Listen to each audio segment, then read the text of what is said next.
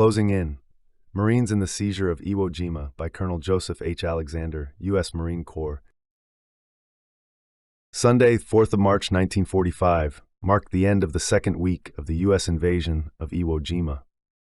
By this point, the assault elements of the 3rd, 4th, and 5th Marine Divisions were exhausted, their combat efficiency reduced to dangerously low levels. The thrilling sight of the American flag being raised by the 28th Marines on Mount Suribachi had occurred 10 days earlier, a lifetime on Sulphur Island. The landing forces of the V Amphibious Corps had already sustained 13,000 casualties, including 3,000 dead. The front lines were a jagged serration across Iwo's fat northern half, still in the middle of the main Japanese defenses. Ahead, the going seemed all uphill against a well-disciplined, rarely visible enemy. In the center of the island, the 3rd Marine Division units had been up most of the night repelling a small but determined Japanese counterattack, which had found the seam between the 21st and 9th Marines. Vicious close combat had cost both sides heavy casualties.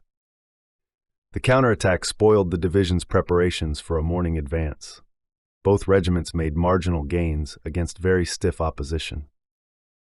To the east, the 4th Marine Division had finally captured Hill 382, ending its long exposure in the amphitheater, but combat efficiency had fallen to 50%. It would drop another 5 points by nightfall.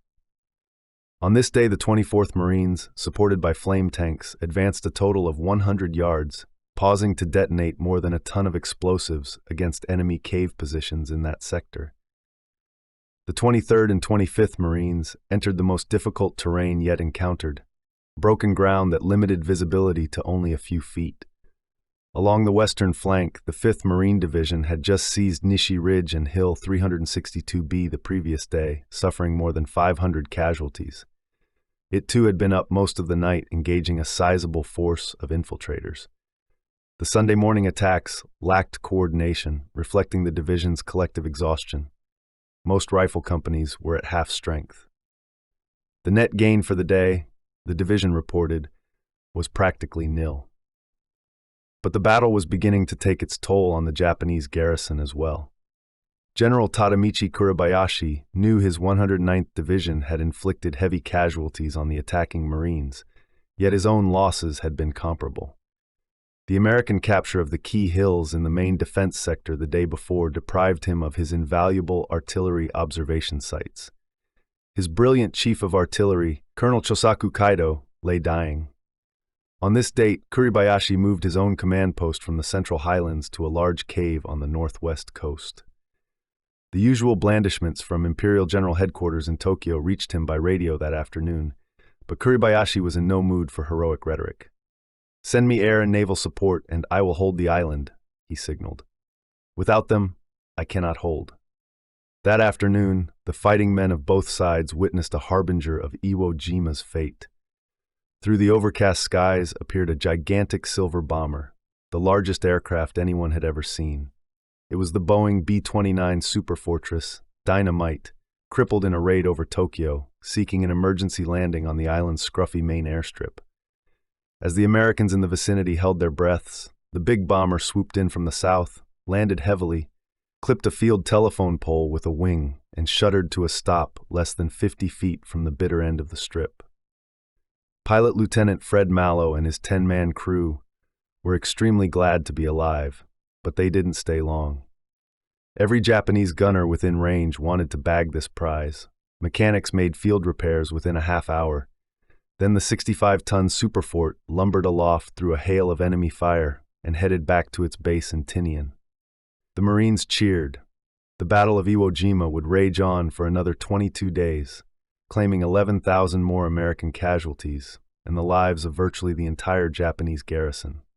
This was a colossal fight between two well-armed, veteran forces, the biggest and bloodiest battle in the history of the United States Marine Corps. From the 4th of March on, however, the leaders of both sides entertained no doubts as to the ultimate outcome. Assault preparations. Iwo Jima was one of those rare amphibious landings where the assault troops could clearly see the value of the objective.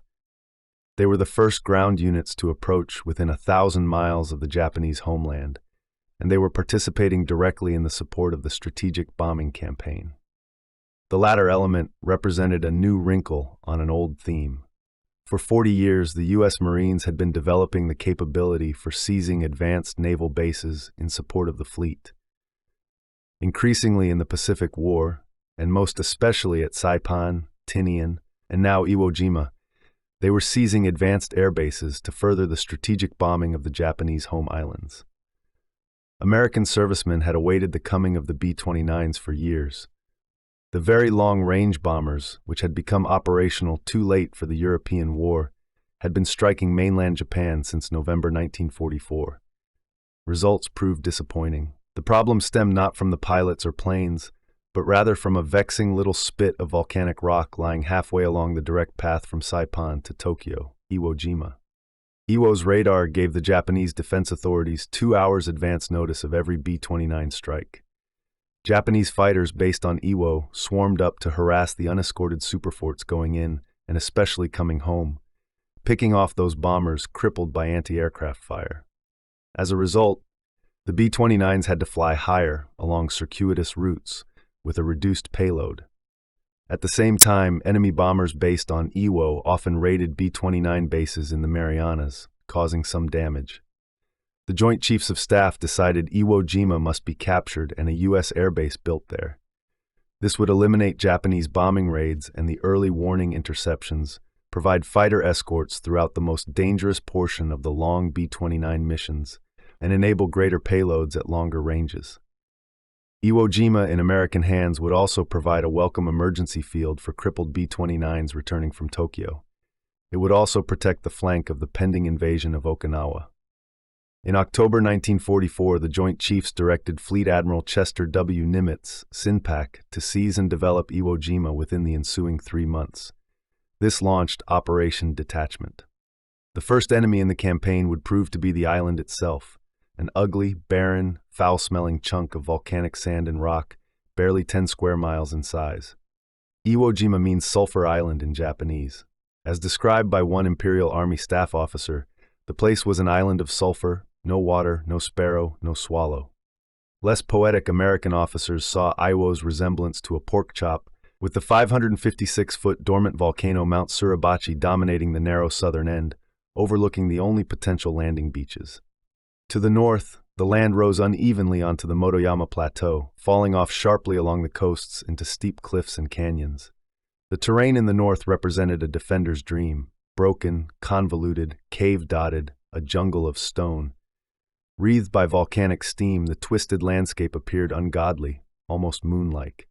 More than one surviving Marine compared the island to something out of Dante's Inferno. Forbidding Iwo Jima had 2 redeeming features in 1945. The military value of its airfields, and the psychological status of the island as a historical possession of Japan. Iwo Jima lay in Japan's inner vital defense zone, and was in fact administered as part of the Tokyo Prefecture. In the words of one Japanese officer, Iwo Jima is the doorkeeper to the imperial capital. Even by the slowest aircraft, Tokyo could be reached in 3 flight hours from Iwo. In the battle for Iwo Jima, a total of 28,000 Americans and Japanese would give their lives in savage fighting during the last winter months of 1945. No one on the American side ever suggested that taking Iwo Jima would be an easy proposition. Admiral Nimitz assigned this mission to the same team which had prevailed so effectively in the earlier amphibious assaults in the Gilberts, Marshalls, and Marianas. Admiral Raymond A. Spruance, commanding the 5th Fleet, Vice Admiral Richmond Kelly Turner, commanding the Expeditionary Forces, and Rear Admiral Harry W. Hill, commanding the Attack Force. Spruance added the highly regarded Rear Admiral William H. P. Blandy, a veteran of the Peleliu Angkor landings, to command the Amphibious Support Forces, responsible for minesweeping, underwater demolition team operations, and preliminary naval air and gun bombardment. As usual, maintaining unremitting military pressure on the enemy meant an accelerated planning schedule and an overriding emphasis on speed of execution. The amphibious task force preparing to assault Iwo Jima soon found itself squeezed on both ends. Hill and Blandy had a critical need for the amphibious ships, landing craft, and shore bombardment vessels currently being used by General Douglas MacArthur in his reconquest of Luzon in the Philippines. But bad weather and stiff enemy resistance combined to delay completion of that operation.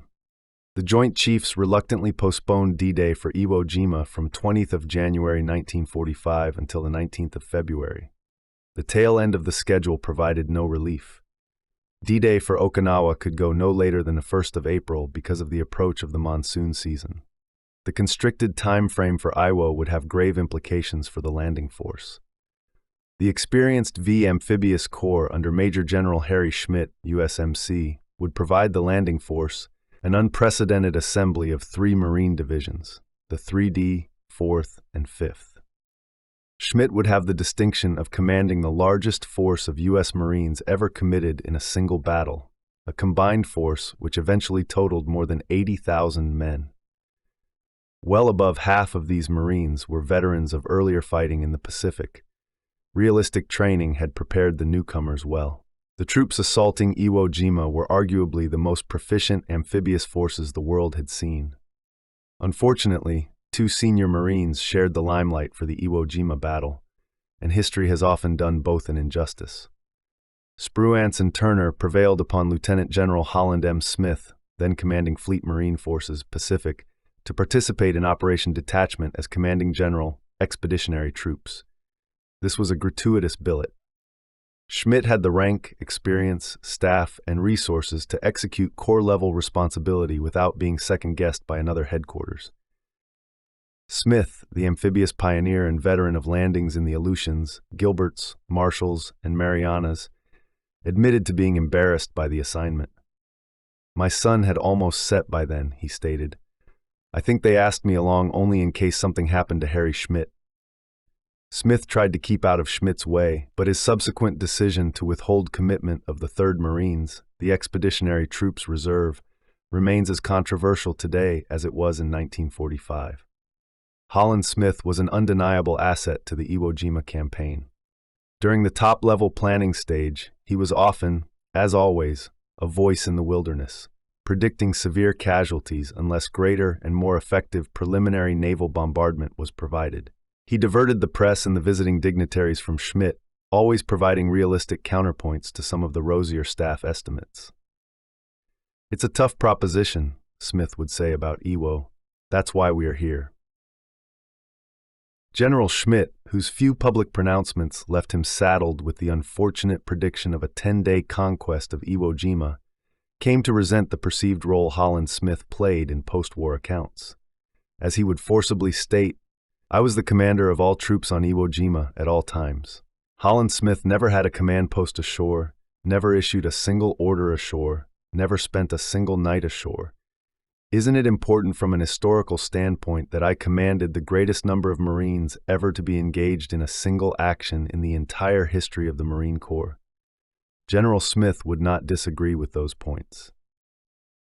Smith provided a useful role, but Schmidt and his exceptional staff deserve maximum credit for planning and executing the difficult and bloody Battle of Iwo Jima. The Amphibious Corps achievement was made even more memorable by the enormously difficult opposition provided by the island and the enemy. In Lieutenant General Tadamichi Kuribayashi, the Americans faced one of the most formidable opponents of the war.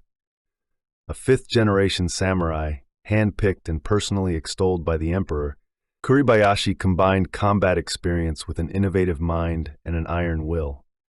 Although this would be his only combat against American forces, he had learned much about his prospective opponents from earlier service in the United States. More significantly, he could appraise with an unblinking eye the results of previous Japanese attempts to repel American invasions of Japanese-held garrisons. Heroic rhetoric aside, Kuribayashi saw little to commend the defend-at-the-water's-edge tactics and all-or-nothing banzai attacks which had characterized Japan's failures from Tarawa to Tinian. Kuribayashi, a realist, also knew not to expect much help from Japan's depleted fleet and air forces. His best chances, he concluded, would be to maximize Iwo's forbidding terrain with a defense in depth along the pattern of the recent Biak and Peleliu defensive efforts. He would eschew coast defense anti-landing and banzai tactics and instead conduct a prolonged battle of attrition, a war of nerves, patience, and time. Possibly the Americans would lose heart and abandon the campaign. Such a seemingly passive policy, even that late in the war, seemed revolutionary to senior Japanese Army and Navy leaders. It ran counter to the deeply ingrained warrior code, which viewed the defensive as only an unpleasant interim pending resumption of the glorious offensive, in which one could destroy the enemy with sword and bayonet. Even Imperial General Headquarters grew nervous.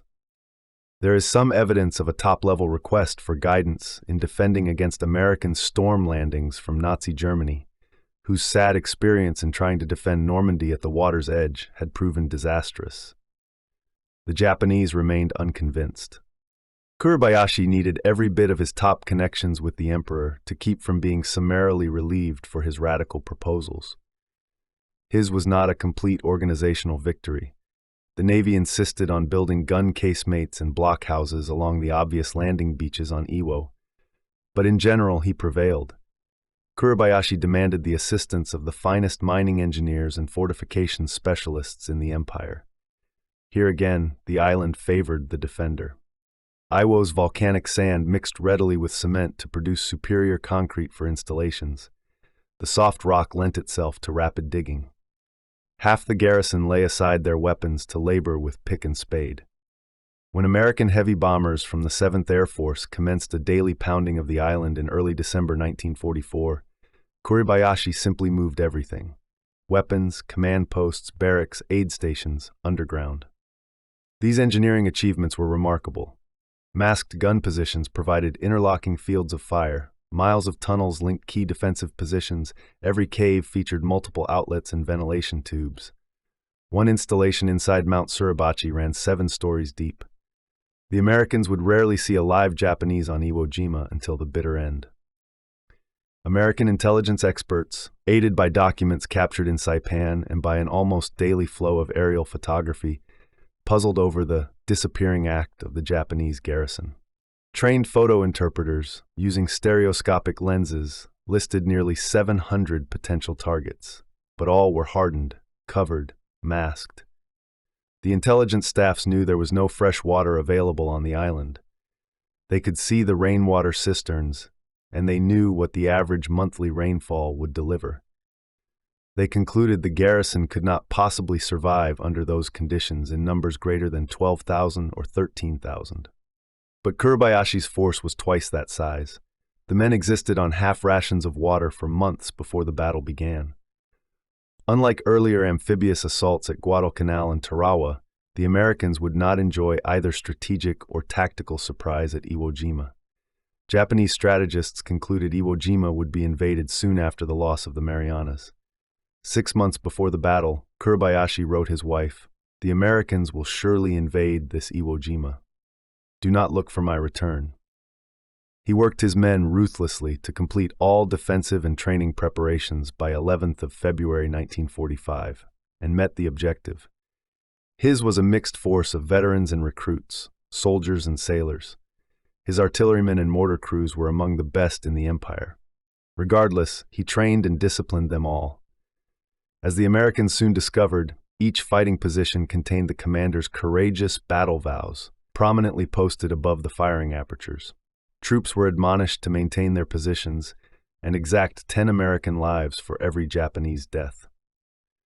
General Schmidt issued VAC Operation Plan 5-44 on the 23rd December 1944. The plan offered nothing fancy.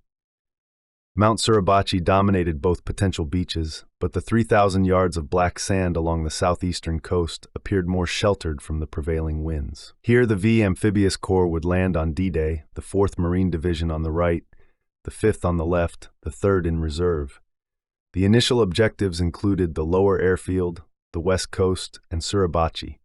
Then the force would swing into line and attack north, shoulder to shoulder. Anticipation of a major Japanese counterattack the first night influenced the landing plan. "We welcome a counterattack," said Holland Smith. "That's generally when we break their backs." Both Schmidt and 4th Marine Division Commander, Major General Clifton B. Cates, knew from recent experience at Tinian how capable the Japanese were at assembling large reserves at potential soft points along a fresh beachhead. The assault divisions would plan to land their artillery regiments before dark on D-Day in that contingency. The physical separation of the three divisions, from Guam to Hawaii, had no adverse effect on preparatory training.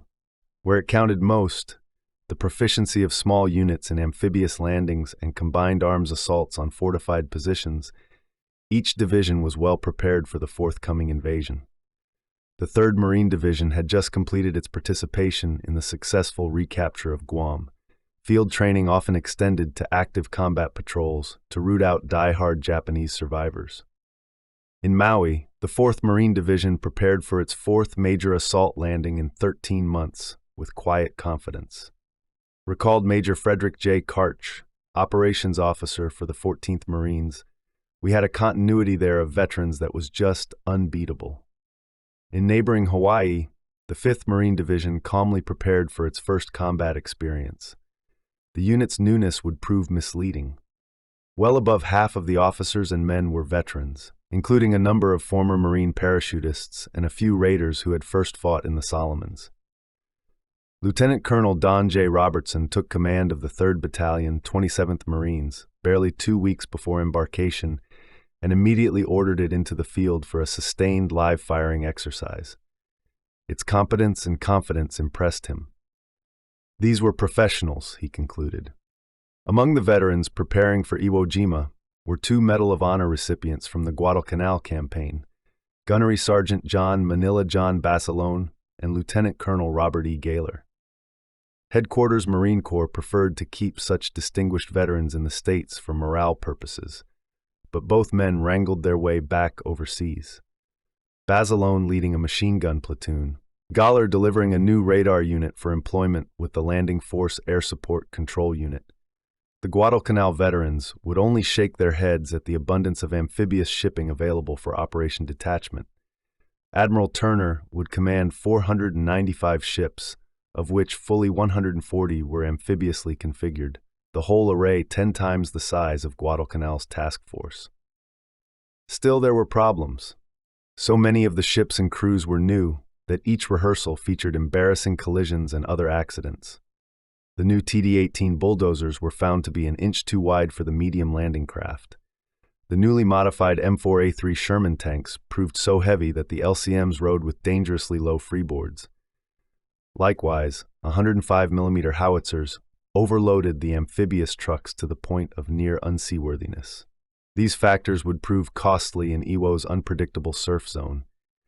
These problems notwithstanding, the huge force embarked and began the familiar move to westward. Said Colonel Robert E. Hogaboom, Chief of Staff, 3rd Marine Division, "We were in good shape, well-trained, well-equipped, and thoroughly supported." On Iwo Jima, General Kuribayashi had benefited from the American postponements of Operation Detachment because of delays in the Philippines campaign. He, too, felt as ready and prepared as possible. When the American Armada sailed from the Marianas on the 13th of February, he was forewarned. He deployed 1 infantry battalion in the vicinity of the beaches and lower airfield, ordered the bulk of his garrison into its assigned fighting holes, and settled down to await the inevitable storm. 2 contentious issues divided the Navy-Marine team as D-Day at Iwo Jima loomed closer. The first involved Admiral Spruance's decision to detach Task Force 58, the fast carriers under Admiral Mark Mitcher, to attack strategic targets on Honshu simultaneously with the onset of Admiral Blandy's preliminary bombardment of Iwo. The Marines suspected Navy-Air Force rivalry at work here. Most of Mitcher's targets were aircraft factories, which the B-29s had missed badly a few days earlier. What the Marines really begrudged was Mitcher taking all 8 Marine Corps fighter squadrons assigned to the fast carriers, plus the new fast battleships with their 16-inch guns. Task Force 58 returned to Iwo in time to render sparkling support with these assets on D-Day, but 2 days later, it was off again, this time for good. The other issue was related, and it concerned the continuing argument between senior Navy and Marine officers over the extent of preliminary naval gunfire. The Marines looked at the intelligence reports on Iwo and requested 10 days of preliminary fire. The Navy said it had neither the time nor the ammo to spare, 3 days would have to suffice. Holland Smith and Harry Schmidt continued to plead, finally offering to compromise to 4 days. Turner deferred to Spruance, who ruled that 3 days prep fires, in conjunction with the daily pounding being administered by the 7th Air Force, would do the job. Lieutenant Colonel Donald M. Weller, USMC, served as the FMF PAC Task Force 51 Naval Gunfire Officer, and no one in either sea service knew the business more thoroughly. Weller had absorbed the lessons of the Pacific War well, especially those of the conspicuous failures at Tarawa. The issue, he argued forcibly to Admiral Turner, was not the weight of shells nor their caliber, but rather time. Destruction of heavily fortified enemy targets took deliberate, pinpoint firing from close ranges, assessed and adjusted by aerial observers.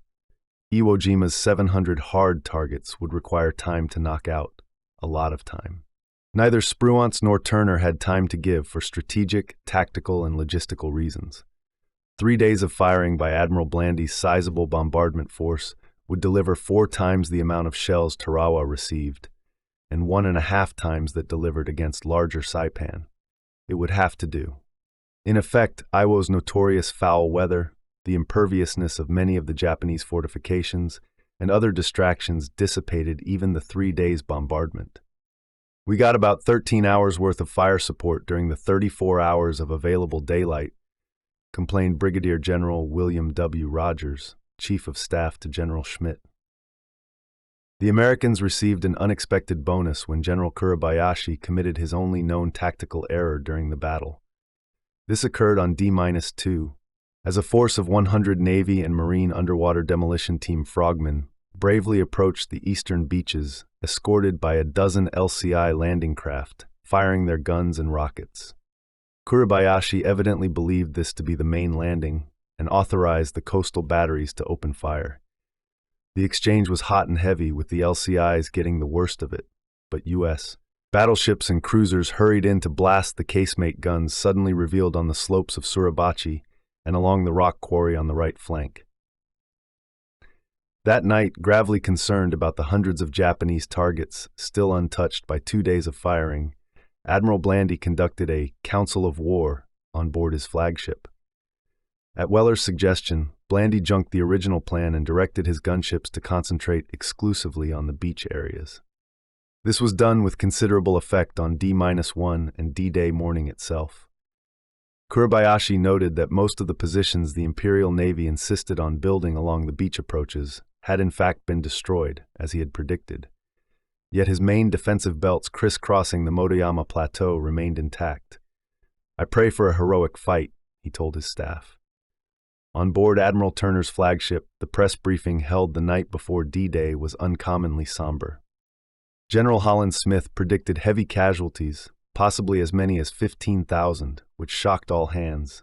A man clad in khakis, without rank insignia, then stood up to address the room. It was James V. Forrestal, Secretary of the Navy. "Iwo Jima, like Tarawa, leaves very little choice," he said quietly, "except to take it by force of arms, by character and courage." Kuribayashi, 53, a native of Nagano Prefecture, had served the emperor as a cavalry officer since graduating from the military academy in 1914. He spent several years as a junior officer posted to the Japanese embassies in America and Canada. With the advent of war in Asia, Kuribayashi commanded a cavalry regiment in combat in Manchuria and a brigade in northern China. Later, he served as Chief of Staff of the 23rd Army during the capture of Hong Kong. Favored by the emperor, he returned from China to command the Imperial Guards Division in Tokyo. After the fall of Saipan in June 1944, he was assigned to command the defensive fortress of Iwo Jima. Kuribayashi was a realist. He saw Iwo Jima's crude airstrips as a net liability to the empire, at best providing nuisance raids against the B-29s, certain to draw the attention of American strategic planners. Iwo Jima's airfields in American hands would pose an enormous threat to Japan. Kuribayashi saw only 2 options: either blow up the entire island, which proved infeasible, or defend it to the death. To do the latter effectively, he adapted a radical defensive policy, foregoing the water's edge linear tactics and suicidal banzai attacks of previous island battles. This stirred controversy at the highest levels. Imperial headquarters even asked the Nazis for advice on repelling American invasions, as well as among Kuribayashi's own officers. Kuribayashi made some compromises with the semi-independent naval forces on the island, but sacked 18 senior army officers, including his own chief of staff. Those who remained would implement their commander's policy to the letter. Doomed without naval or air support, Kuribayashi nevertheless proved to be a resolute and resourceful field commander. His only tactical error was to authorize the sector commander to engage the U.S. task force covering underwater demolitions team operations on D2. This became a gift to the attackers, for it revealed to American gunners the previously masked batteries which otherwise would have slaughtered the assault waves on D-Day. Japanese accounts indicate Kuribayashi committed harakiri, the Japanese ritual suicide, in his cave near Kitano Point on the 23rd of March 1945, the 33rd day of the battle.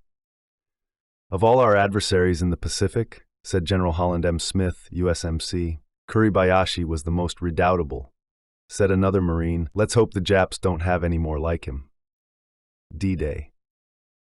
Weather conditions around Iwo Jima on D-Day morning, 19th of February 1945, were almost ideal. At SO 6:45, Admiral Turner signaled, "Land the landing force." Shore bombardment ships did not hesitate to engage the enemy island at near point-blank range. Battleships and cruisers steamed as close as 2,000 yards to level their guns against island targets. Many of the old battleships had performed this dangerous mission in all theaters of the war. Marines came to recognize and appreciate their contributions.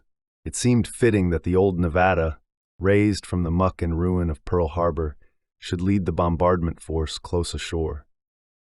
Marines also admired the battleship Arkansas, built in 1912, and recently returned from the Atlantic where she had battered German positions at Point du Hoc at Normandy during the epic Allied landing on 6th of June 1944.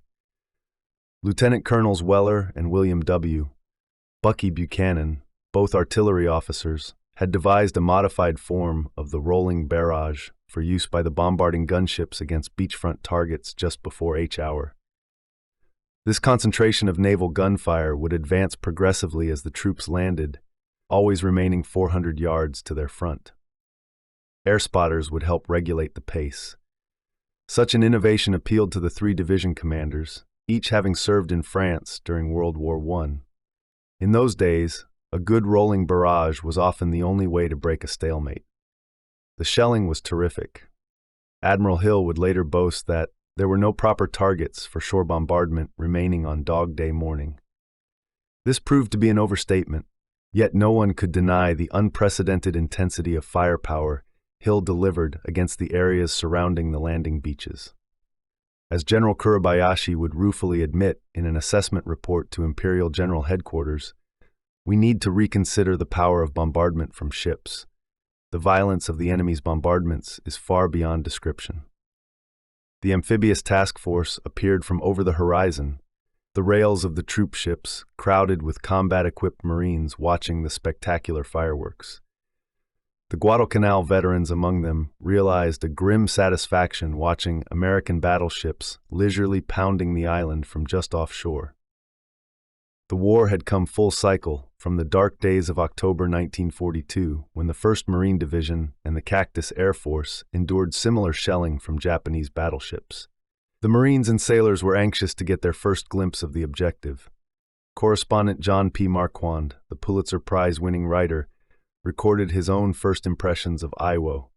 Its silhouette was like a sea monster, with the little dead volcano for the head, and the beach area for the neck, and all the rest of it, with its scrubby brown cliffs for the body.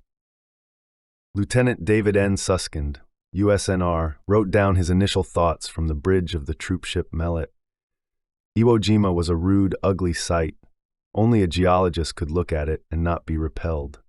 As described in a subsequent letter home by Navy Lieutenant Michael F. Kelleher, a surgeon in the 25th Marines, the naval bombardment had already begun, and I could see the orange-yellow flashes as the battleships, cruisers, and destroyers blasted away at the island broadside. Yes, there was Iwo, surprisingly close, just like the pictures and models we had been studying for 6 weeks. The volcano was to our left, then the long, flat black beaches where we were going to land, and the rough rocky plateau to our right. The commanders of the 4th and 5th Marine Divisions, Major Generals Clifton B. Cates and Keller E. Rocky, respectively, studied the island through binoculars from their respective ships. Each division would land 2 reinforced regiments abreast. From left to right, the beaches were designated green, red, yellow, and blue. The 5th Division would land the 28th Marines on the left flank over Green Beach, the 27th Marines over Red. The 4th Division would land the 23rd Marines over Yellow Beach and the 25th Marines over Blue Beach on the right flank. General Schmidt reviewed the latest intelligence reports with growing uneasiness and requested a reassignment of reserve forces with General Smith.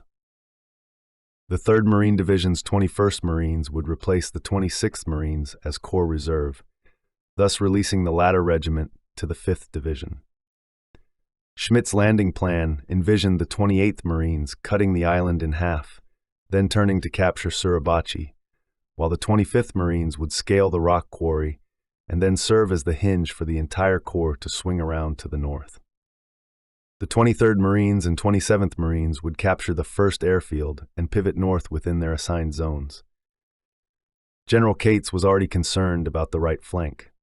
Blue Beach, too, lay directly under the observation and fire of suspected Japanese positions in the rock quarry, whose steep cliffs overshadowed the right flank, like Suribachi dominated the left. The 4th Marine Division figured that the 25th Marines would have the hardest objective to take on D-Day. Said Cates, "If I knew the name of the man on the extreme right of the right-hand squad, I'd recommend him for a medal before we go in." The choreography of the landing continued to develop. Iwo Jima would represent the pinnacle of forcible amphibious assault against a heavily fortified shore, a complex art mastered painstakingly by the 5th Fleet over many campaigns. 7th Air Force Martin B-24 Liberator bombers flew in from the Marianas to strike the smoking island. Rocket ships moved in to saturate near-shore targets. Then it was time for the fighter and attack squadrons from Mitscher's Task Force 58 to contribute. The Navy pilots showed their skills at bombing and strafing, but the troops naturally cheered the most at the appearance of F-4U Corsairs flown by Marine Fighter Squadrons 124 and 213, led by Lieutenant Colonel William A. Millington from the fleet carrier Essex. Colonel Vernon E. Medji, in his shipboard capacity as air officer for General Smith's Expeditionary Troops Staff, had urged Millington to put on a special show for the troops in the assault waves. "Drag your bellies on the beach," he told Millington. The Marine fighters made an impressive approach parallel to the island, then virtually did Medji's bidding, streaking low over the beaches, strafing furiously. The geography of the Pacific War since Bougainville had kept many of the ground Marines separated from their own air support, which had been operating in areas other than where they had been fighting, most notably the Central Pacific. "It was the first time a lot of them had ever seen a Marine fighter plane," said Medji. The troops were not disappointed. The planes had barely disappeared when naval gunfire resumed, carpeting the beach areas with a building crescendo of high explosive shells. The ship-to-shore movement was well underway, an easy 30-minute run for the tracked landing vehicles. This time there were enough LVTs to do the job. 68 LVT-4 armored Amtraks mounting snub-nosed 75mm cannon leading the way, followed by 380 troop-laden LVT-4s and LV-2s. The waves crossed the line of departure on time and chugged confidently towards the smoking beaches, all the while under the climactic bombardment from the ships. Here there was no coral reef, no killer neap tides to be concerned with. The Navy and Marine frogmen had reported the approaches free of mines or tetrahedrons. There was no premature cessation of fire. The rolling barrage plan took effect. Hardly a vehicle was lost to the desultory enemy fire. The massive assault waves hit the beach within 2 minutes of H-hour. A Japanese observer watching the drama unfold from a cave on the slopes of Suribachi reported, "At 9 o'clock in the morning, several hundred landing craft with amphibious tanks in the lead rushed ashore like an enormous tidal wave." Lieutenant Colonel Robert H. Williams, executive officer of the 28th Marines, recalled that the landing was a magnificent sight to see. 2 divisions landing abreast, You could see the whole show from the deck of a ship. To this point, so far, so good. The first obstacle came not from the Japanese, but the beach and the parallel terraces. Iwo Jima was an emerging volcano. Its steep beaches dropped off sharply, producing a narrow but violent surf zone. The soft black sand immobilized all wheeled vehicles and caused some of the tracked amphibians to belly down. The boat waves that closely followed the LVTs had more trouble. Ramps would drop, a truck or jeep would attempt to drive out, only to get stuck. In short order, a succession of plunging waves hit the stalled craft before they could completely unload, filling their sterns with water and sand, broaching them broadside. The beach quickly resembled a salvage yard. The infantry, heavily laden, found its own foot mobility severely restricted. In the words of Corporal Edward Hartman, a rifleman with the 4th Marine Division, the sand was so soft, it was like trying to run in loose coffee grounds. From the 28th Marines came this early, laconic report: resistance moderate, terrain awful. The rolling barrage and carefully executed landing produced the desired effect, suppressing direct enemy fire, providing enough shock and distraction to enable the first assault waves to clear the beach and begin advancing inward. Within minutes, 6,000 Marines were ashore. Many became thwarted by increasing fire over the terraces or down from the highlands, but hundreds leapt forward to maintain assault momentum. The 28th Marines, on the left flank, had rehearsed on similar volcanic terrain on the island of Hawaii. Now, despite increasing casualties among their company commanders and the usual disorganization of landing, elements of the regiment used their initiative to strike across the narrow neck of the peninsula. The going became progressively costly as more and more Japanese strongpoints along the base of Suribachi seemed to spring to life. Within 90 minutes of the landing, however, elements of the 1st Battalion, 28th Marines had reached the western shore, 700 yards across from Green Beach. Iwo Jima had been severed, like cutting off a snake's head, in the words of one Marine. It would represent the deepest penetration of what was becoming a very long and costly day. The other 3 regiments experienced difficulty leaving the black sand terraces and wheeling across towards the first airfield. The terrain was an open bowl, a shooting gallery in full view from Suribachi on the left and the rising tableland to the right. Any thoughts of a cakewalk quickly vanished as well-directed machine gun fire whistled across the open ground and mortar rounds began dropping along the terraces. Despite these difficulties, the 27th Marines made good initial gains, reaching the southern and western edges of the first airfield before noon. The 23rd Marines landed over Yellow Beach and sustained the brunt of the first round of Japanese combined arms fire. These troops crossed the second terrace only to be confronted by 2 huge concrete pillboxes, still lethal despite all the pounding. Overcoming these positions proved costly in casualties and time. More fortified positions appeared in the broken ground beyond.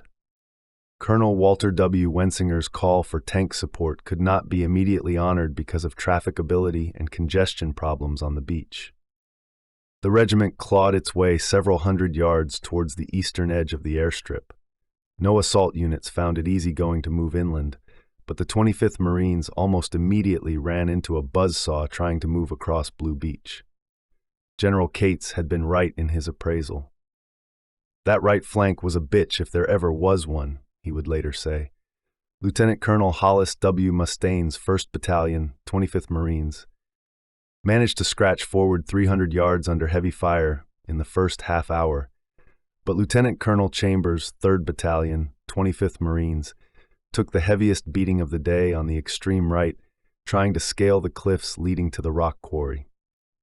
Chambers landed 15 minutes after H hour. Crossing that second terrace, he recalled, the fire from automatic weapons was coming from all over. You could have held up a cigarette and lit it on the stuff going by.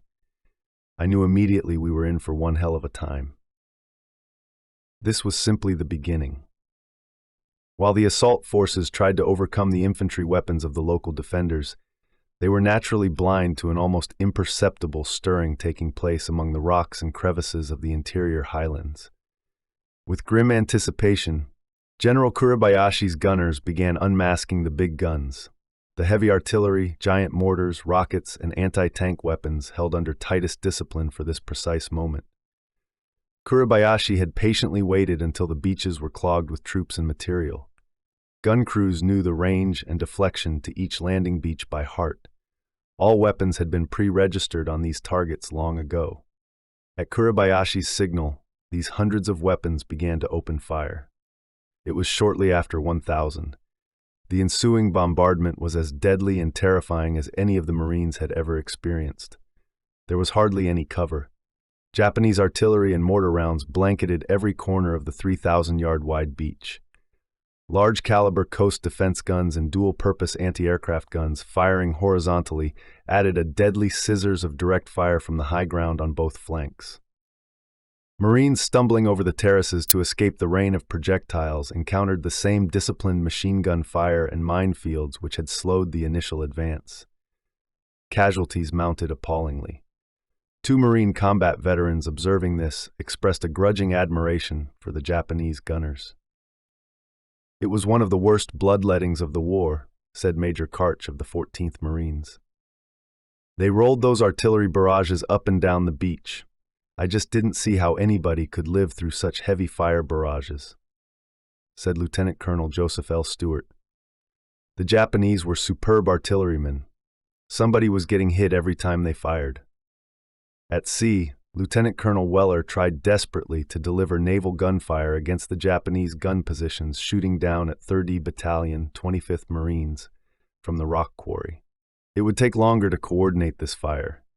The first Japanese barrages had wiped out the 3rd Battalion, 25th Marines' entire shore fire control party. As the Japanese firing reached a general crescendo, the 4 assault regiments issued dire reports to the flagship. Within a 10-minute period, these messages crackled over the command net. 10:36, catching all hell from the quarry. Heavy mortar and machine gun fire. 10:39, taking heavy casualties and can't move for the moment. Mortars killing us. 10:42, all units pinned down by artillery and mortars. Casualties heavy. Need tank support fast to move anywhere. 10:46, taking heavy fire and forward movement stopped. Machine gun and artillery fire heaviest ever seen.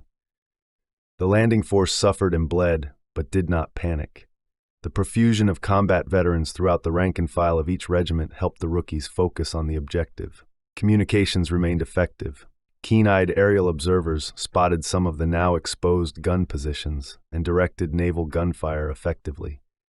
Carrier planes screeched in low to drop napalm canisters.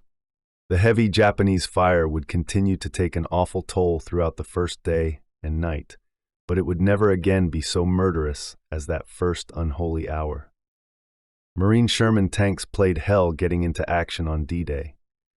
Later in the battle, these combat vehicles would be the most valuable weapons on the battlefield for the Marines. This day was a nightmare. The assault divisions embarked many of their tanks on board medium landing ships, sturdy little craft that could deliver 5 Shermans at a time. But it was tough disembarking them on Iwo's steep beaches. The stern anchors could not hold in the loose sand. Bow cables run forward to deadmen, LVTs parted under the strain. On one occasion, the lead tank stalled at the top of the ramp, blocking the other vehicles and leaving the LSM at the mercy of the rising surf.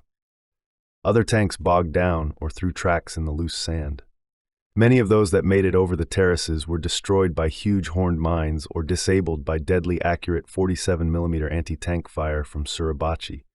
Other tankers kept coming. Their relative mobility, armored protection, and 75mm gunfire were most welcome to the infantry scattered among Iwo's lunar-looking, shell-pocked landscape. Both division commanders committed their reserves early. General Rocky called in the 26th Marines shortly after noon. General Cates ordered 2 battalions of the 24th Marines to land at 1400.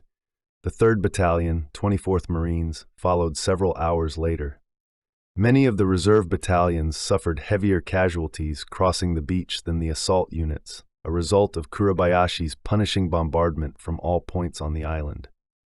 Mindful of the likely Japanese counterattack in the night to come, and despite the fire and confusion along the beaches, both divisions also ordered their artillery regiments ashore.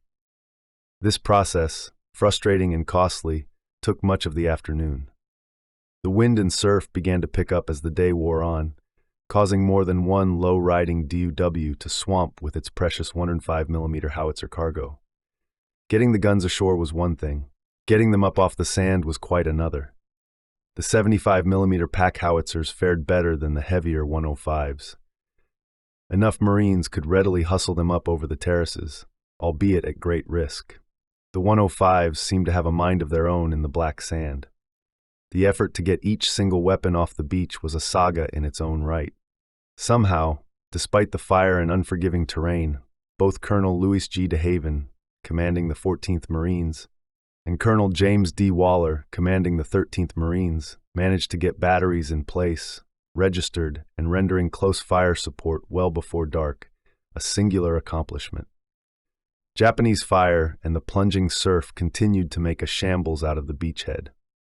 Late in the afternoon, Lieutenant Michael F. Keller, USNR, the battalion surgeon, was ordered ashore to take over the 3rd Battalion, 25th Marines aid station from its gravely wounded surgeon. Kelleher, a veteran of 3 previous assault landings, was appalled by the carnage on Blue Beach as he approached. Such a sight on that beach. Wrecked boats, bogged-down jeeps, tractors and tanks, burning vehicles, casualties scattered all over. On the left center of the action, leading his machine gun platoon in the 1st Battalion, 27th Marines attack against the southern portion of the airfield, the legendary Manila John, Basilone fell mortally wounded by a Japanese mortar shell, a loss keenly felt by all Marines on the island. Farther east, Lieutenant Colonel Robert Gaylor, the other Guadalcanal Medal of Honor Marine, survived the afternoon's fusillade along the beaches and began reassembling his scattered radar unit in a deep shell hole near the base of Suribachi. Late in the afternoon, Lieutenant Colonel Don J. Robertson led his 3rd Battalion, 27th Marines, ashore over Blue Beach, disturbed at the intensity of fire still being directed on the reserve forces this late on D-Day. "They were really ready for us," he recalled. He watched with pride and wonderment as his Marines landed under fire, took casualties, stumbled forward to clear the beach. What impels a young guy landing on a beach in the face of fire? He asked himself. Then it was Robertson's turn. His boat hit the beach too hard. The ramp wouldn't drop. Robertson and his command group had to roll over the gunwales into the churning surf and crawl ashore, an inauspicious start. The bitter battle to capture the rock quarry cliffs on the right flank raged all day. The beachhead remained completely vulnerable to enemy direct fire weapons from these heights. The Marines had to storm them before many more troops or supplies could be landed. In the end, it was the strength of character of Captain James Headley and Lieutenant Colonel Jumping Joe Chambers who led the survivors of the 30 Battalion, 25th Marines, onto the top of the cliffs. The battalion paid an exorbitant price for this achievement, losing 22 officers and 500 troops by nightfall. The 2 assistant division commanders, Brigadier Generals Franklin A. Hart and Leo D. Hermel, of the 4th and 5th Marine Divisions respectively, spent much of D-Day on board the control vessels marking both ends of the line of departure, 4,000 yards offshore. This reflected yet another lesson in amphibious techniques learned from Tarawa.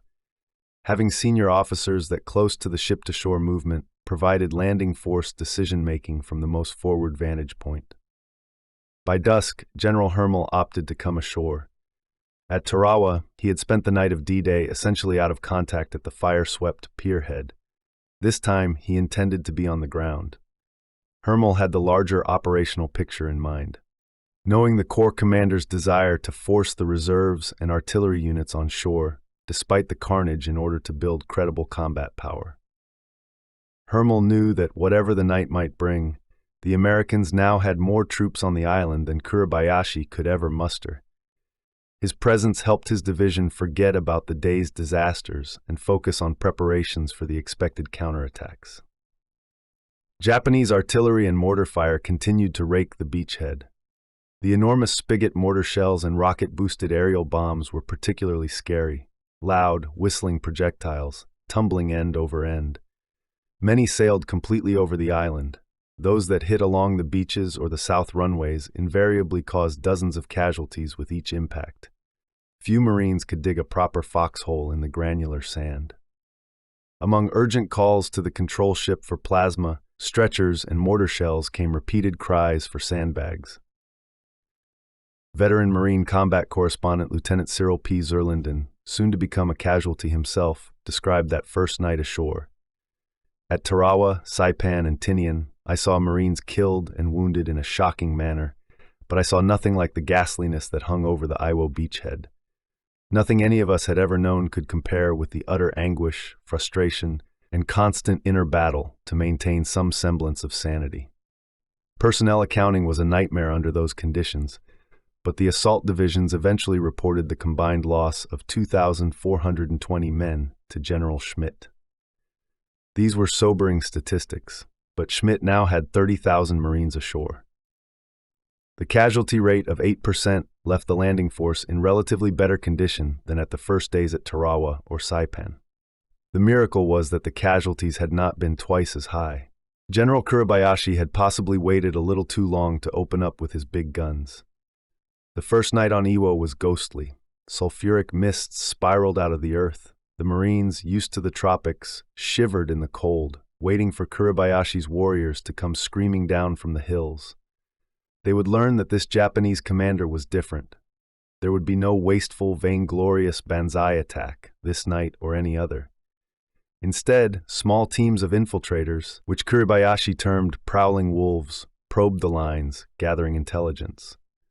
A barge full of Japanese Special Landing Forces tried a small counter-landing on the western beaches and died to the man under the alert guns of the 28th Marines and its supporting LVT crews. Otherwise, the night was one of continuing waves of indirect fire from the highlands. One high-velocity round landed directly in the hole occupied by the 1st Battalion, 23rd Marines, Commander, Lieutenant Colonel Ralph Haas, killing him instantly. The Marines took casualties throughout the night, but with the first streaks of dawn, the veteran landing force stirred. 5 infantry regiments looked north, a 6th turned to the business at hand in the south. Mount Suribachi. General Schmidt was 58 at Iwo Jima and had served the Corps for 36 years. He was a native of Holdridge, Nebraska, and attended Nebraska Normal College. Expeditionary assignments kept him from service in World War I, but Schmidt saw considerable small unit action in Guam, China, the Philippines, Mexico, Cuba, and Nicaragua, plus 4 years at sea. He attended the Army Command and General Staff College and the Marine Corps Field Officers Course. In World War II, General Schmidt commanded the 4th Marine Division in the Roy Namur and Saipan operations, then assumed command of V Amphibious Corps for the Tinian landing. At Iwo Jima, he would command the largest force of Marines ever committed to a single battle. "It was the highest honor of my life," he said. General Erskine was 47 at Iwo Jima, one of the youngest major generals in the Corps. He had served 28 years on active duty by that time.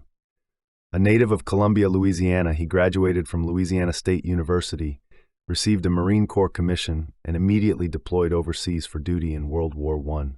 As a platoon commander in the 6th Marines, Erskine saw combat at Belleau Wood, Château Thierry, Soissons, and Saint-Mihiel, during which he was twice wounded and awarded the Silver Star. In the interwar years, he served in Haiti, Santo Domingo, Nicaragua, Cuba, and China. He attended the Army Infantry School and the Army Command and General Staff College. In World War II, Erskine was Chief of Staff to General Holland M. Smith during campaigns in the Aleutians, Gilberts, Marshalls, and Marianas. He assumed command of the 3rd Marine Division in October 1944. General Cates, 51 at Iwo, had also served the Corps during the previous 28 years. He was one of the few Marine Corps general officers who held combat command at the platoon, company, battalion, regiment, and division levels in his career. Cates was born in Tiptonville, Tennessee, and attended the University of Tennessee. In World War I, he served as a junior officer in the 6th Marines at Belleau Wood, Soissons, Saint-Mihiel, and Blanc-Mont, and was awarded the Navy Cross, 2 Silver Stars, and 2 Purple Hearts for his service and his wounds. Between wars, he served at sea and twice in China. He attended the Army Industrial College, the senior course at Marine Corps schools, and the Army War College. In World War II, he commanded the 1st Marines at Guadalcanal and the 4th Marine Division at Tinian. 3 years after Iwo Jima, General Cates became the 19th Commandant of the Marine Corps. General Rocky was 56 at Iwo Jima and a veteran of 31 years of service to the Corps. He was born in Columbia City, Indiana, graduated from Gettysburg College, and studied at Yale. Like his fellow division commanders, Rocky served in France in World War I. He was awarded the Navy Cross as a junior officer in the 5th Marines at Chateau Thierry. A second Navy Cross came later for heroic service in Nicaragua. He also served in Haiti and 2 years at sea. He attended the Field Officers Course at Quantico and the Army Command and General Staff Course. He spent the first years of World War II at Headquarters Marine Corps in Washington, first as Director, Division of Plans and Policies, then as Assistant Commandant.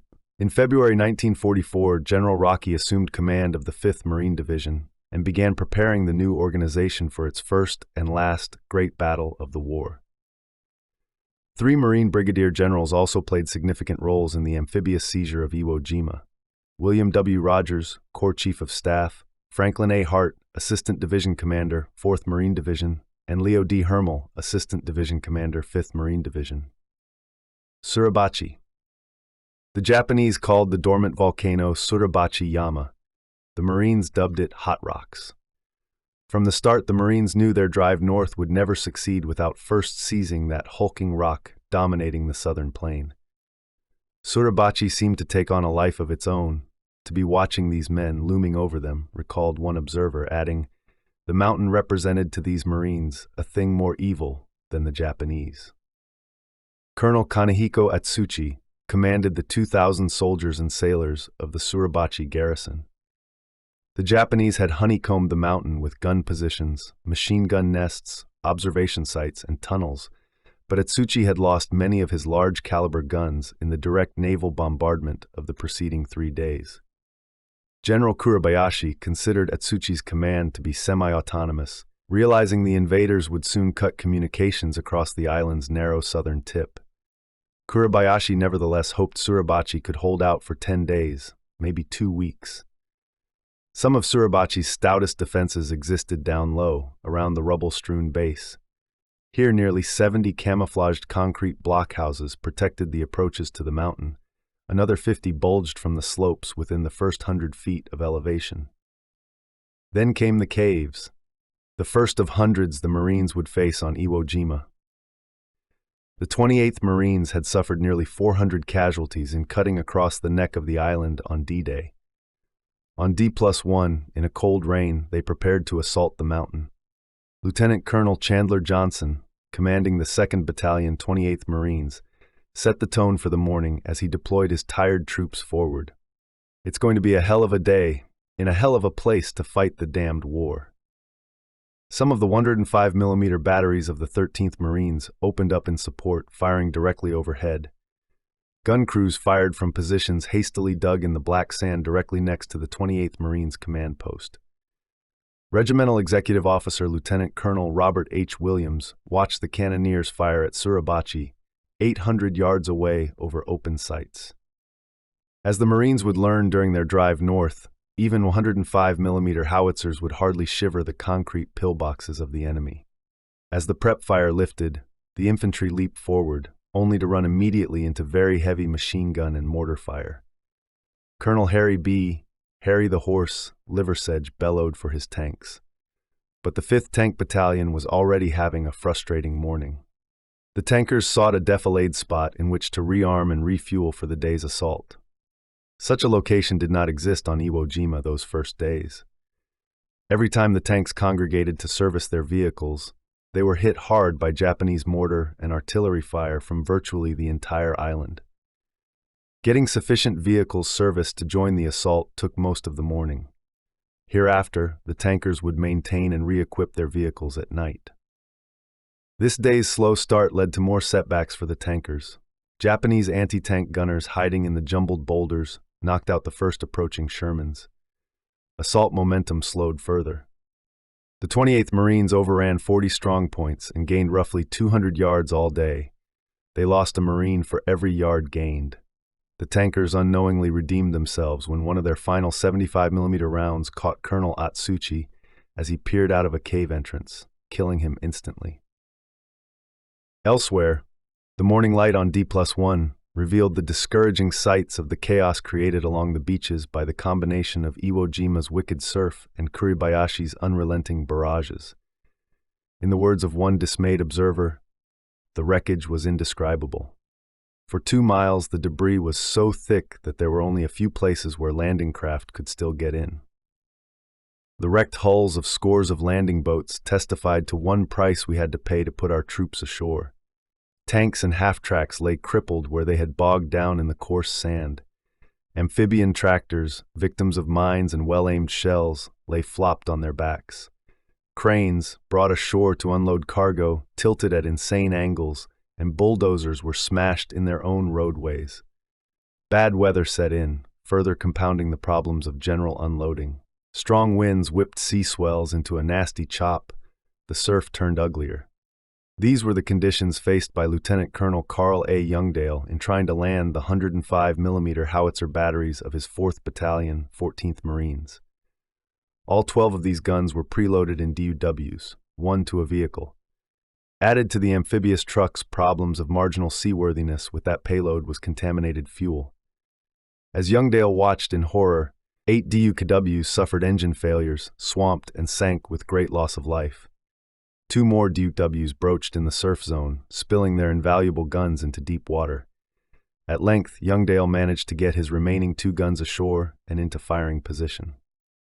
General Schmidt also committed 1 battery of 155mm howitzers of the Corps artillery to the narrow beachhead on D+1. Somehow these weapons managed to reach the beach intact, but it then took hours to get tractors to drag the heavy guns up over the terraces. These too commenced firing before dark, their deep bark a welcome sound to the infantry. Concern with the heavy casualties in the first 24 hours led Schmidt to commit the 21st Marines from Corps Reserve. The seas proved to be too rough. The troops had harrowing experiences trying to debark down cargo nets into the small boats, bobbing violently alongside the transports. Several fell into the water. The boating process took hours. Once afloat, the troops circled endlessly in their small Higgins boats, waiting for the call to land. Wiser heads prevailed. After 6 hours of awful seasickness, the 21st Marines returned to its ships for the night. Even the larger landing craft, the LCTs and LSMs, had great difficulty beaching. Sea anchors needed to maintain the craft perpendicular to the breakers, rarely held fast in the steep soft bottom. Dropping those stern anchors was like dropping a spoon in a bowl of mush, said Admiral Hill. Hill contributed significantly to the development of amphibious expertise in the Pacific War. For Iwo Jima, he and his staff developed armored bulldozers to land in the assault waves. They also experimented with hinged Marston matting, used for expeditionary airfields, as a temporary roadway to get wheeled vehicles over soft sand. On the beach at Iwo, the bulldozers proved to be worth their weights in gold. The Marston matting was only partially successful. LVTs kept chewing it up in passage, but all hands could see its potential. Admiral Hill also worked with the Naval Construction Battalion personnel, Seabees as they were called, in the attempt to bring supply-laden causeways and pontoon barges ashore. Again, the surf prevailed, broaching the craft, spilling the cargo. In desperation, Hill's beachmasters turned to round-the-clock use of DUWs and LVTs to keep combat cargo flowing. Once the Dukies got free of the crippling load of 105mm howitzers, they did fine. LVTs were probably better because they could cross the soft beach without assistance and conduct resupply or medevac missions directly along the front lines. Both vehicles suffered from inexperienced LST crews in the transport area, who too often would not lower their bow ramps to accommodate LVTs approaching after dark. In too many cases, vehicles loaded with wounded Marines thus rejected became lost in the darkness, ran out of gas, and sank. The amphibian tractor battalions lost 148 LVTs at Iwo Jima. Unlike Tarawa, Japanese gunfire and mines accounted for less than 20% of this total. 34 LVTs fell victim to Iwo's crushing surf. 88 sank in deep water, mostly at night. Once ashore and clear of the loose sand along the beaches, the tanks, half-tracks, and armored bulldozers of the landing force ran into the strongest minefield defenses yet encountered in the Pacific War. Under General Kuribayashi's direction, Japanese engineers had planted irregular rows of anti-tank mines and the now familiar horned anti-boat mines along all possible exits from both beaches. The Japanese supplemented these weapons by rigging enormous makeshift explosives from 500-pound aerial bombs, depth charges, and torpedo heads, each triggered by an accompanying pressure mine. Worse, Iwo's loose soil retained enough metallic characteristics to render the standard mine detectors unreliable. The Marines were reduced to using their own engineers on their hands and knees out in front of the tanks, probing for mines with bayonets and wooden sticks. While the 28th Marines fought to encircle Suribachi and the beachmasters and shore party attempted to clear the wreckage from the beaches, the remaining assault units of the VAC resumed their collective assault against Airfield No. 1. In the 5th Marine Division's zone, the relatively fresh troops of the 1st Battalion, 26th Marines, and the 3rd Battalion, 27th Marines, quickly became bloodied in forcing their way across the western runways, taking heavy casualties from time-fused airbursts fired by Japanese dual-purpose anti-aircraft guns zeroed along the exposed ground. In the adjacent 4th Division zone, the 23rd Marines completed the capture of the airstrip, advancing 800 yards but sustaining high losses. Some of the bitterest fighting in the initial phase of the landing continued to occur along the high ground above the rock quarry on the right flank. Here the 25th Marines, reinforced by the 1st Battalion, 24th Marines, engaged in literally the fight of its life. The Marines found the landscape, and the Japanese embedded in it, unreal. There was no cover from enemy fire.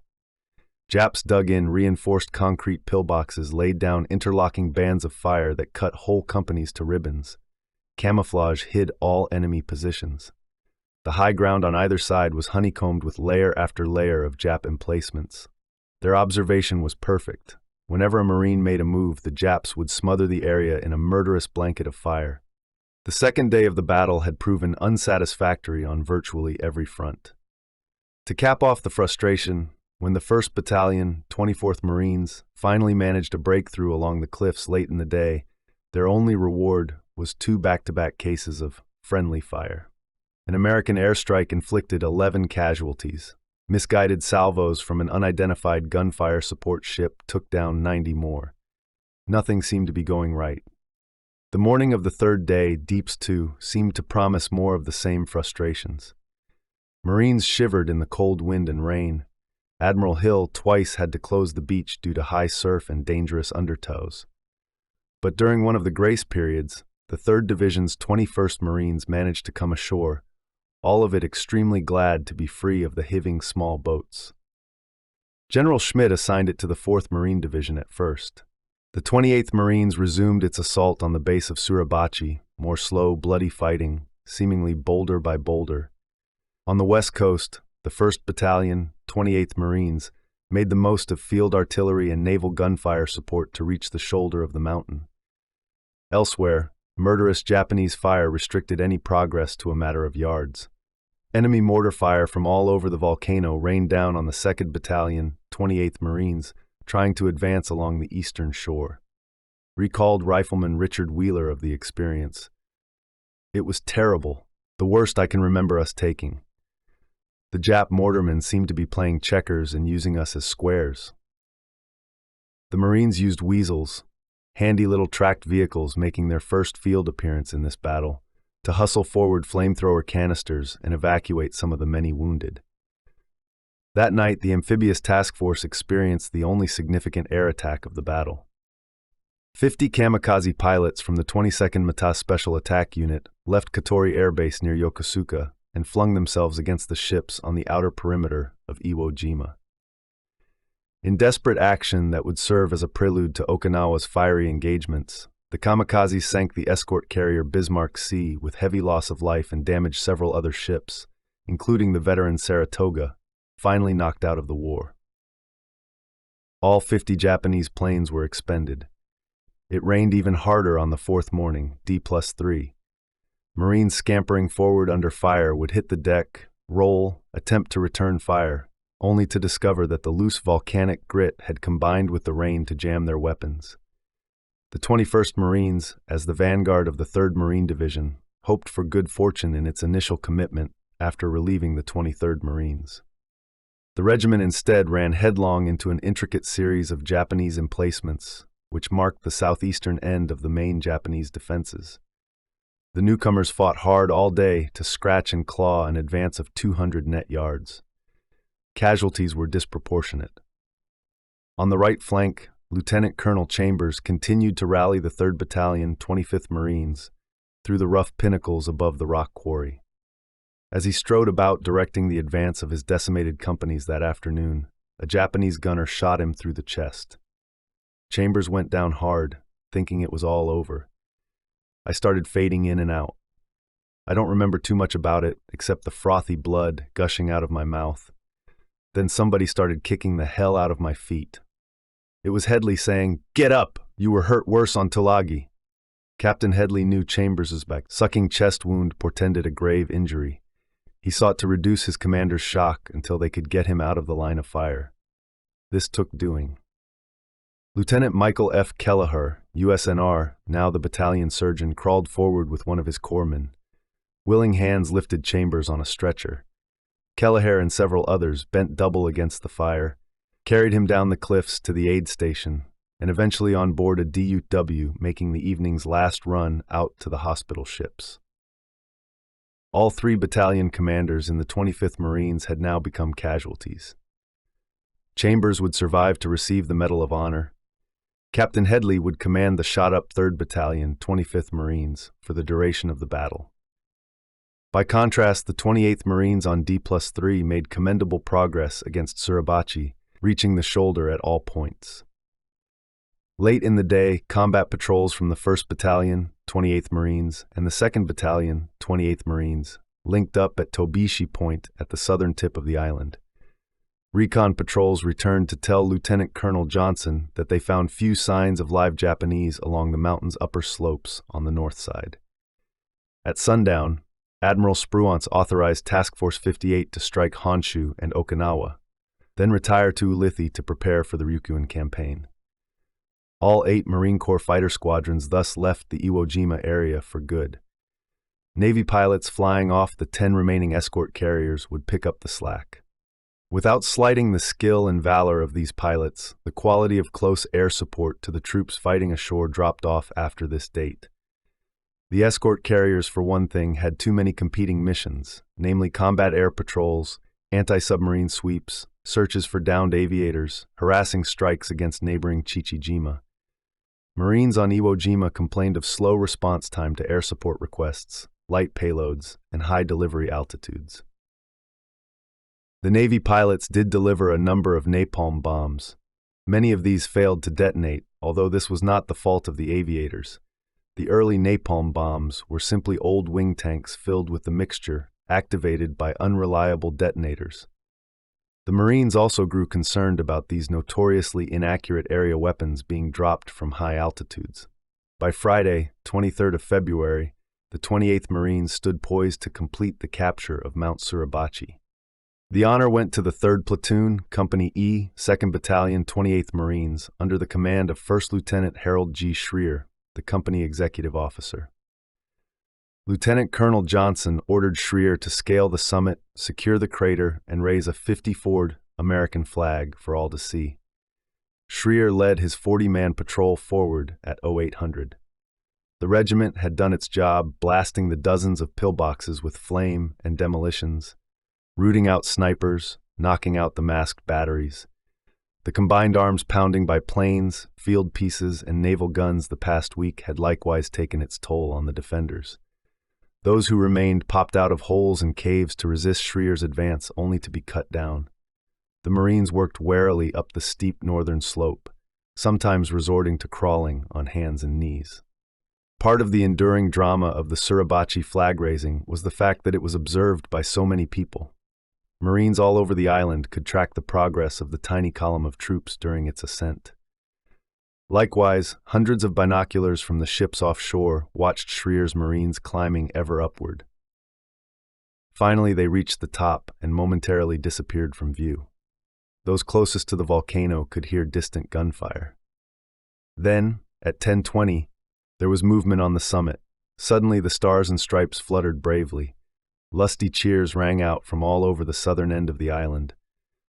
The ships sounded their sirens and whistles. Wounded men propped themselves up on their litters to glimpse the sight. Strong men wept unashamedly.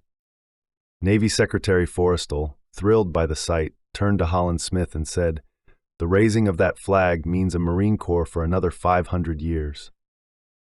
3 hours later, an even larger flag went up to more cheers. Few would know that Associated Press photographer Joe Rosenthal had just captured the embodiment of the American warfighting spirit on film. Leatherneck magazine photographer Staff Sergeant Lou Lowery had taken a picture of the first flag raising and almost immediately got in a firefight with a couple of enraged Japanese. His photograph would become a valued collector's item. But Rosenthal's would enthrall the free world. Captain Thomas M. Fields, commanding Company D, 1st Battalion, 26th Marines, heard his men yell, "Look up there," and turned in time to see the first flag go up. His first thought dealt with the battle still at hand. Thank God the Japs won't be shooting us down from behind anymore. Meanwhile, the 14th Marines rushed their Echo and flash-ranging equipment up to the summit. The landing force sorely needed enhanced counter-battery fire against Kuribayashi's big guns to the north. The Marines who raised the first flag were Lieutenant Schreer, Platoon Sergeant Ernest T. Thomas, Jr., Sergeant Henry O. Hansen, Corporal Charles W. Lindbergh, and Privates First Class Louis C. Charlo and James Michels. The 6 men immortalized by Joe Rosenthal's photograph of the second flag raising were Sergeant Michael Strank, Pharmacist Mate 2C, John H. Bradley, Corporal Harlan H. Block, and Privates First Class Ira H. Hayes, Franklin R. Sousley, and Rene A. Gagnon. The 28th Marines took Suribachi in 3 days at the cost of more than 500 troops. Colonel Liversidge began to reorient his regiment for operations in the opposite direction, northward. Unknown to all, the battle still had another month to run its bloody course. There were 2 flags raised over Mount Suribachi on Iwo Jima, but not at the same time. Despite the beliefs of many, and contrary to the supposed evidence, none of the photographs of the 2 flag raisings was posed. To begin with, early on the morning of the 23rd of February 1945, 4 days after the initial landings, Captain Dave E. Severance, the commander of Company E, 2nd Battalion, 28th Marines, ordered Lieutenant Harold G. Schreer to take a patrol and an American flag to the top of Suribachi. Staff Sergeant Louis R. Lowery, a Leatherneck magazine photographer, accompanied the patrol. After a short firefight, the 54-inch by 20-inch flag was attached to a long piece of pipe found at the crest of the mountain and raised. This is the flag raising which Lowery photographed. As the flag was thought to be too small to be seen from the beach below, another Marine from the battalion went on board LST 779 to obtain a larger flag. A second patrol then took this flag up to Suribachi's top, and Joe Rosenthal, an Associated Press photographer who had just come ashore, accompanied it. As Rosenthal noted in his oral history interview, "My stumbling on that picture was, in all respects, accidental. When he got to the top of the mountain, he stood in a decline just below the crest of the hill with Marine Sergeant William Genost, a movie cameraman who was killed later in the campaign, watching while a group of 5 Marines and a Navy corpsman fastened the new flag to another piece of pipe. Rosenthal said that he turned from Genost and out of the corner of his eye saw the second flag being raised. He said, 'Hey, Bill, there it goes.' He continued, 'I swung my camera around and held it until I could guess that this was the peak of the action and shot.' Some people learned that Rosenthal's photograph was of a second flag raising and made the accusation that it was posed. Had I posed that shot, I would of course have ruined it. I would have also made them turn their heads so that they could be identified for members throughout the country, and nothing like the existing picture would have resulted." Later in the interview, he said, "This picture, what it means to me, and it has a meaning to me that has to be peculiar only to me. I see all that blood running down the sand. I see those awful, impossible positions to take in a frontal attack on such an island, where the batteries opposing you are not only staggered up in front of you, but also standing around at the sides as you're coming on shore. The awesome situation before they ever reach that peak. Now, that a photograph can serve to remind us of the contribution of those boys. That was what made it important, not who took it. Rosenthal took 18 photographs that day, went down to the beach to write captions for his undeveloped film packs, and, as the other photographers on the island, sent his films out to the command vessel offshore. From there, they were flown to Guam, where the headquarters of Admiral Chester W. Nimitz, Commander-in-Chief, Pacific Fleet Commander-in-Chief, Pacific Ocean Areas, was situated, and where the photos were processed and censored. Rosenthal's pictures arrived at Guam before Lowery's, were processed, sent to the States for distribution, and his flag-raising picture became one of the most famous photographs ever taken in the war, or in any war. Bennis M. Frank. The drive north. The landing force still had much to learn about its opponent. Senior intelligence officers did not realize until the 27th of February, the 9th day of the battle, that General Kuribayashi was in fact on Iwo Jima, or that his fighters actually numbered half again the original estimate of 13,000. For Kuribayashi, the unexpectedly early loss of the Suribachi garrison represented a setback, yet he occupied a position of great strength. He still had the equivalent of 8 infantry battalions, a tank regiment, 2 artillery and 3 heavy mortar battalions, plus the 5,000 gunners and naval infantry under his counterpart, Rear Admiral Toshinosuke Ichimaru. Unlike other besieged garrisons in the Central Pacific, the 2 Japanese services on Iwo Jima functioned well together. Kuribayashi was particularly pleased with the quality of his artillery and engineering troops. Colonel Chosaku Kaido served as chief of artillery from his seemingly impregnable concrete blockhouse on a promontory on the east-central sector of the Motoyama Plateau, a lethal landmark the Marines soon dubbed Turkey Knob. Major General Sadasu Senda, a former artillery officer with combat experience in China and Manchuria, commanded the 2nd Independent Mixed Brigade, whose main units would soon be locked into a 25-day death struggle with the 4th Marine Division. Kuribayashi knew that the 204th Naval Construction Battalion had built some of the most daunting defensive systems on the island in that sector. One cave had a tunnel 800 feet long with 14 separate exits. It was one of hundreds designed to be defended in depth. The Japanese defenders waiting for the advance of the V Amphibious Corps were well armed and confident.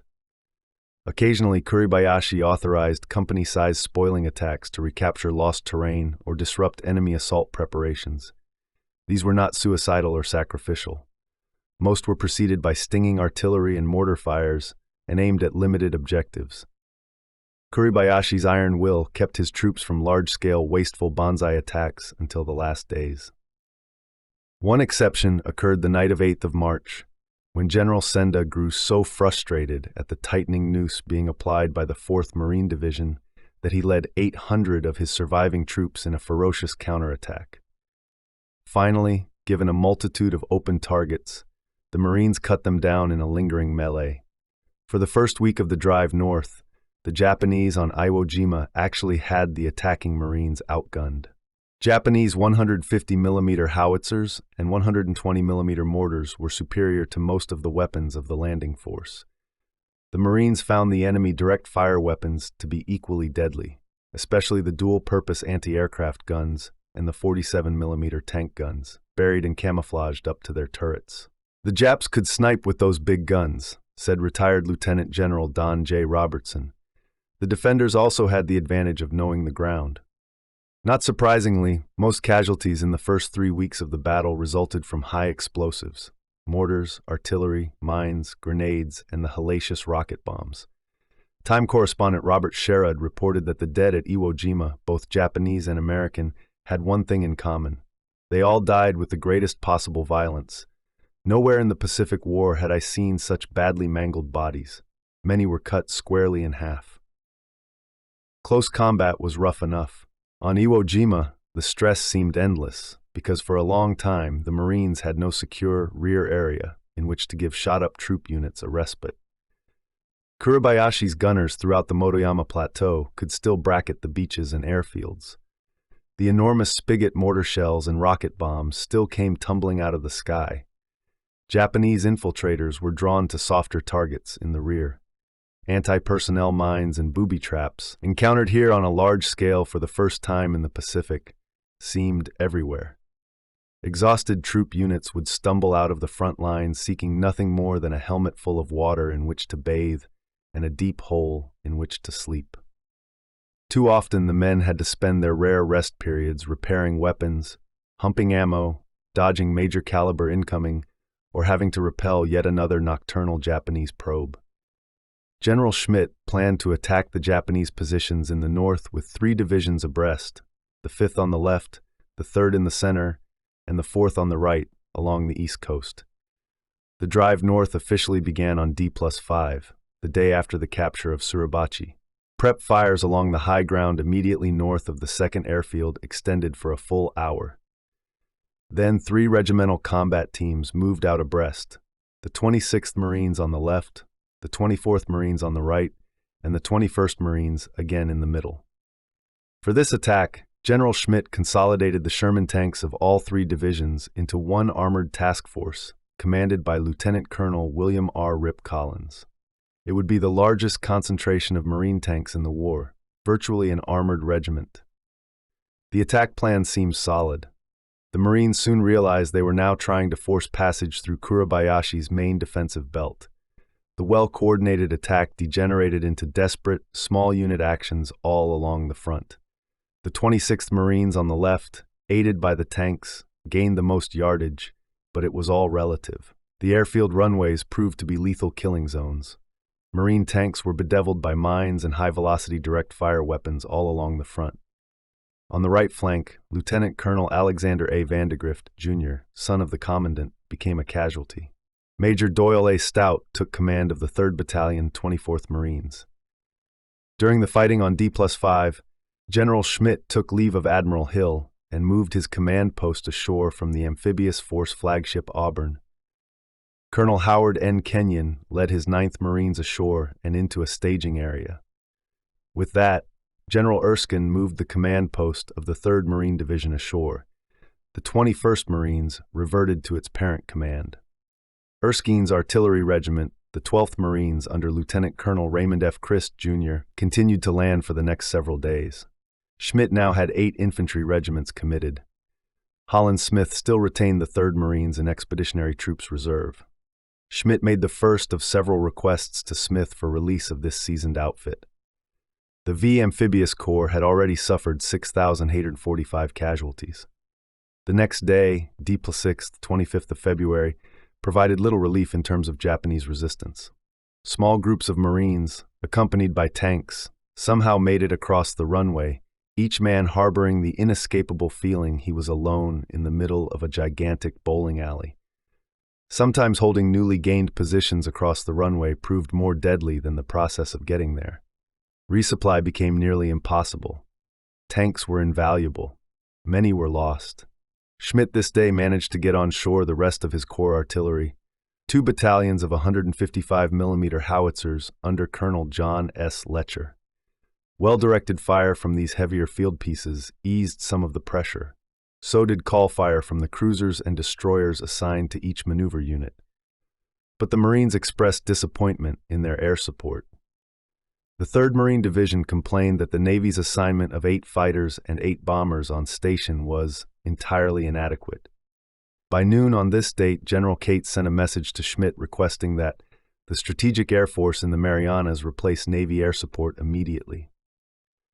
Colonel Vernon E. Meggie, now ashore as Air Commander Iwo Jima and taking some of the heat from frustrated division commanders, blamed those little spit-kit Navy fighters up there, trying to help, never enough, never where they should be. In fairness, it is doubtful whether any service could have provided effective air support during the opening days of the drive north. The air liaison parties with each regiment played hell trying to identify and mark targets. The Japanese maintained masterful camouflage. Frontline units were often eyeball to eyeball with the enemy, and the air support request net was overloaded. The Navy squadrons, rising from the decks of escort carriers, improved thereafter, to the extent that their conflicting missions would permit. Subsequent strikes featured heavier bombs and improved response time. A week later, General Cates rated his air support entirely satisfactory. The Battle of Iwo Jima, however, would continue to frustrate all providers of supporting arms. The Japanese almost never assembled legitimate targets in the open.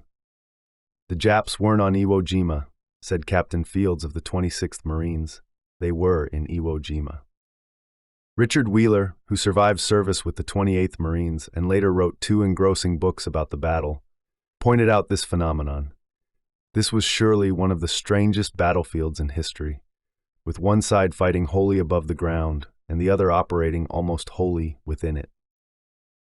Throughout the battle, American aerial observers marveled at the fact that one side of the field held thousands of figures, either milling around or in foxholes, while the other side seemed deserted. The strangest thing of all was that the 2 contestants sometimes made troop movements simultaneously in the same territory, one maneuvering on the surface and the other using tunnels beneath.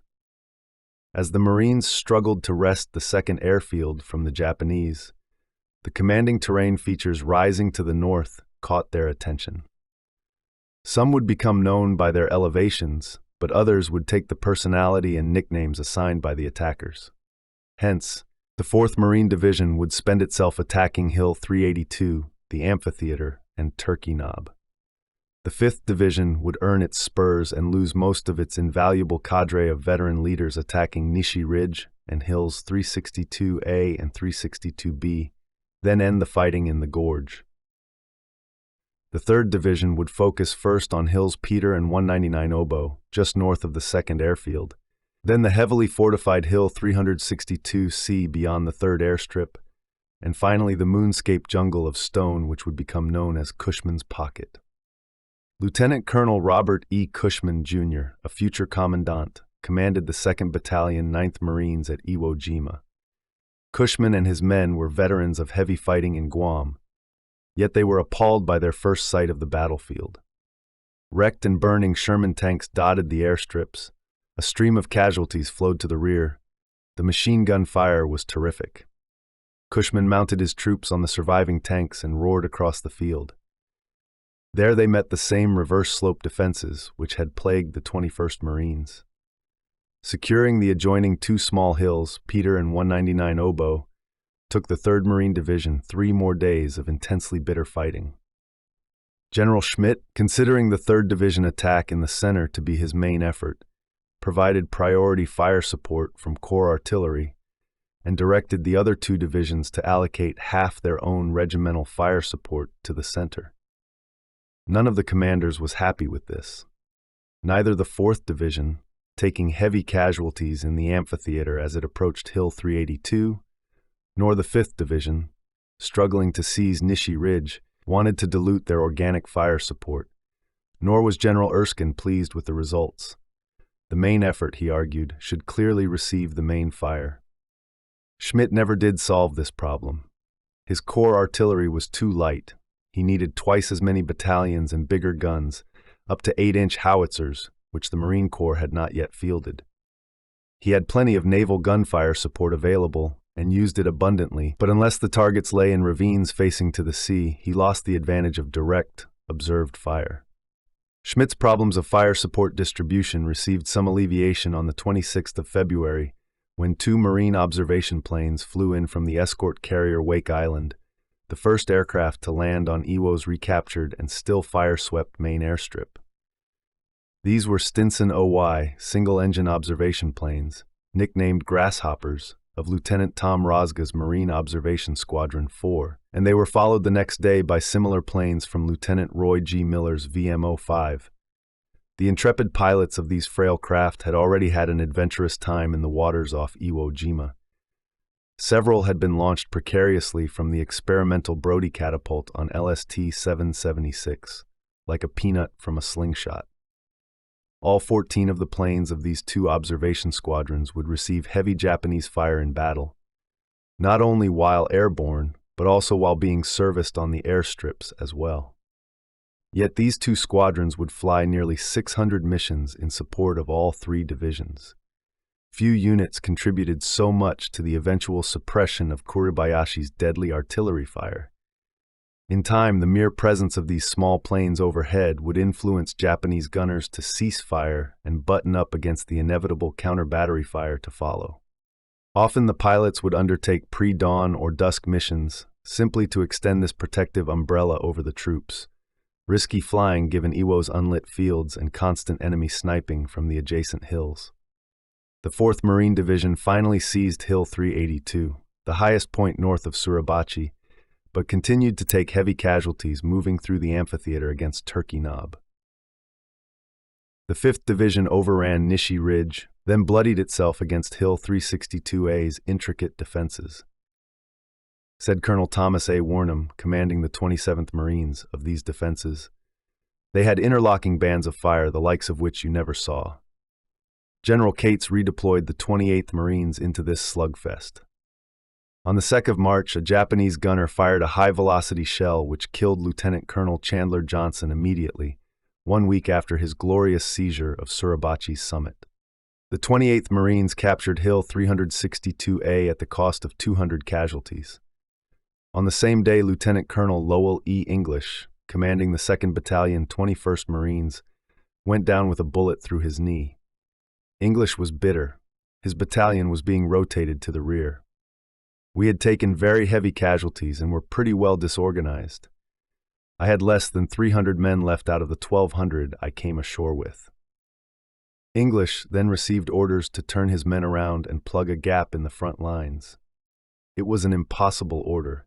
I couldn't move that disorganized battalion a mile back north in 30 minutes. General Erskine did not want excuses.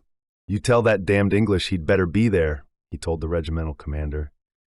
English fired back, "You tell that son of a bitch I will be there," and I was, but my men were still half a mile behind me, and I got a blast through the knee.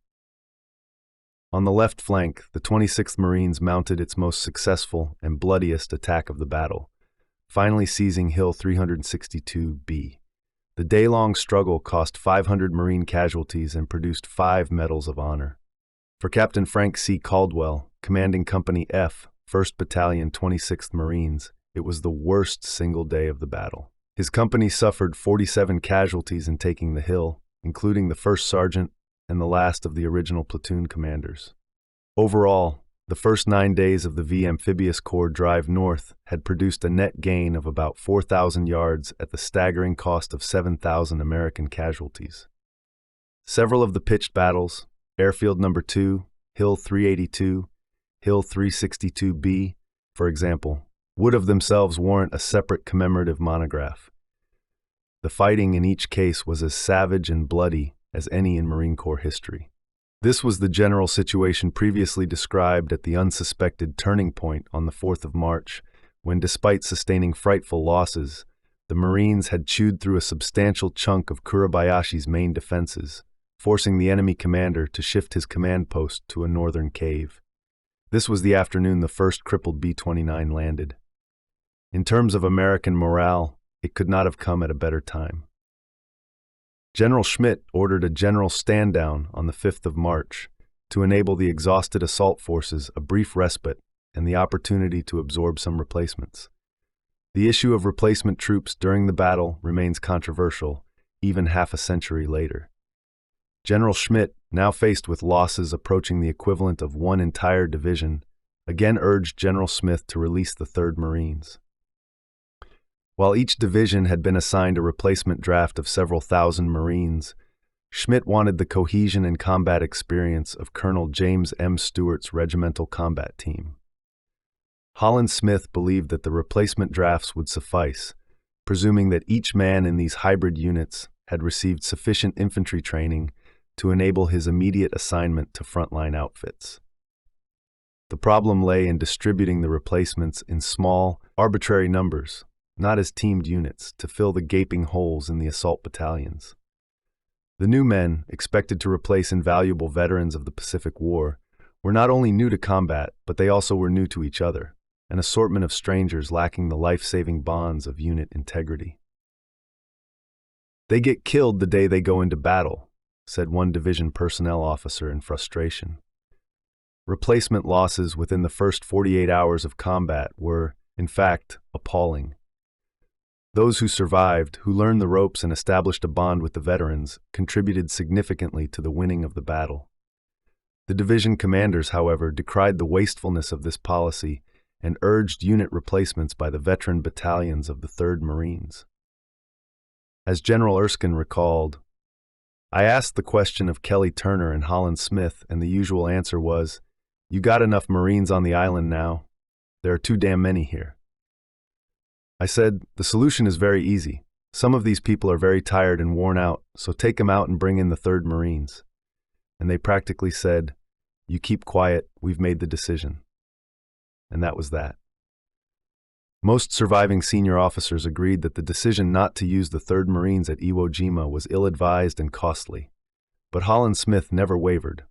Sufficient troops were on Iwo Jima for the capture of the island. 2 regiments were sufficient to cover the front assigned to General Erskine. On the 5th of March, D+14, Smith ordered the 30 Marines to sail back to Guam. Holland Smith may have known the overall statistics of battle losses sustained by the landing force to that point, but he may not have fully appreciated the tremendous attrition of experienced junior officers and senior staff, non-commissioned officers, taking place every day. As one example, the day after the 3rd Marines, many of whose members were veterans of Bougainville and Guam, departed the amphibious objective area, Company E, 2nd Battalion, 23rd Marines, suffered the loss of its 7th Company commander since the battle began. Likewise, Lieutenant Colonel Kushman's experiences with the 2nd Battalion, 9th Marines, seemed typical. The casualties were fierce. By the time Iwo Jima was over, I had gone through 2 complete sets of platoon leaders, lieutenants. After that, we had such things as artillery forward observers, commanding companies, and sergeants leading the platoons, which were less than half strength. It was that bad. Lieutenant Colonel English recalled that by the 12th day, the 2nd Battalion, 21st Marines, had lost every company commander. I had 1 company exec left. Lieutenant Colonel Don Robertson, commanding the 3rd Battalion, 27th Marines, lost all 3 of his rifle company commanders, 2 killed by the same damned shell. In many infantry units, platoons ceased to exist. Depleted companies were merged to form 1 half-strength outfit. The contributions of the pilots and aerial spotters from 3 Marine observation squadrons are described at length in the text. Flying into Iwo initially from escort carriers, or launched precariously by the infamous Brody slingshot from LST-776, or eventually taking off from the captured airstrips, these intrepid crews were quite successful in spotting enemy artillery and mortar positions and reporting them to the supporting arms control center. When Japanese anti-aircraft gunners managed to down one of the grasshoppers, Marines from all points of the island mourned. Marine transport aircraft from Marine Transport Squadrons 952, 253, and 353 based in the Marianas delivered critical combat cargo to the island during the height of the battle. The Marines frequently relied on aerial delivery before the landing force could establish a fully functional beachhead. On D+10, for example, VMR 952 airdropped critically needed mortar shells, machine gun parts, and blood within Marine lines. On the 3rd of March, Lieutenant Colonel Malcolm S. McKay, CO of VMR 952, brought in the 1st Marine transport to land on the island, a Curtiss Commando R5C loaded with ammunition. All 3 squadrons followed suit, bringing supplies in, taking wounded men out.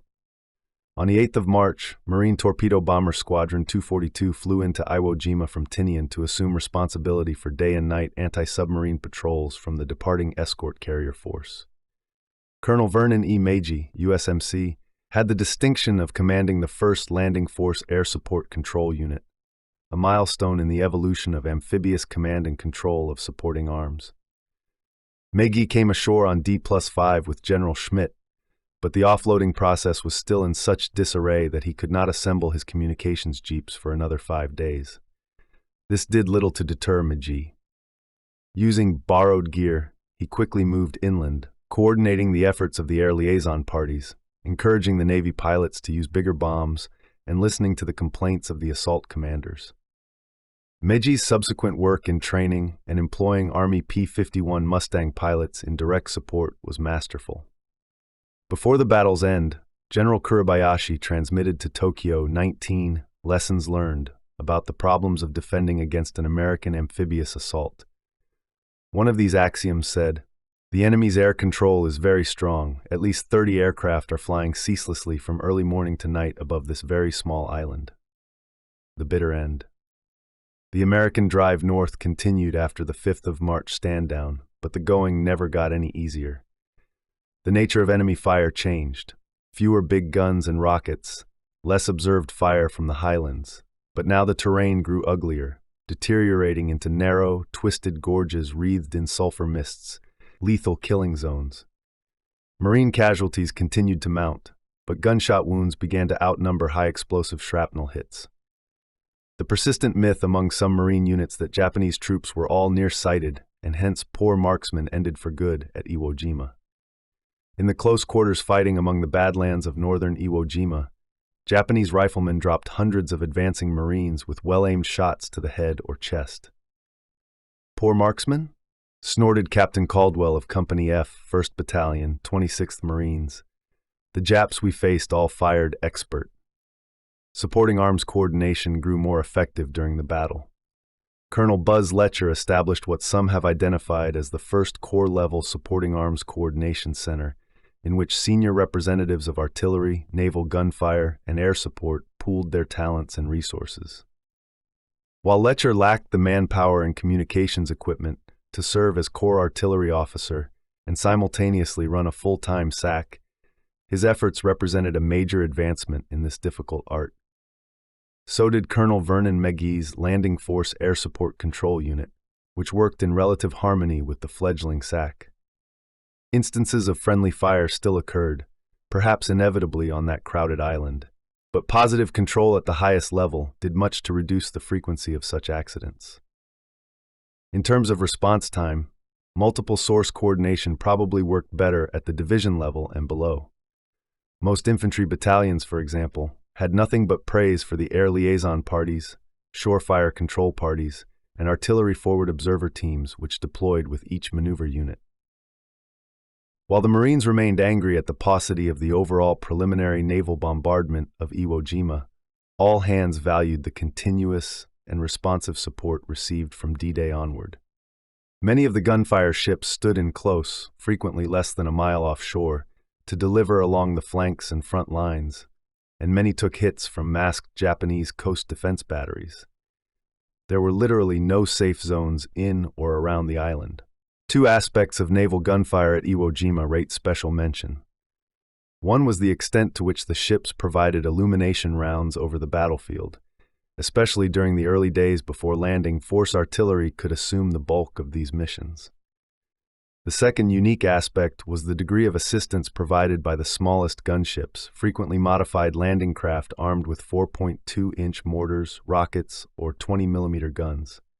These small boys proved invaluable, especially along the northwest coast, where they frequently worked in lockstep with the 5th Marine Division as it approached the gorge.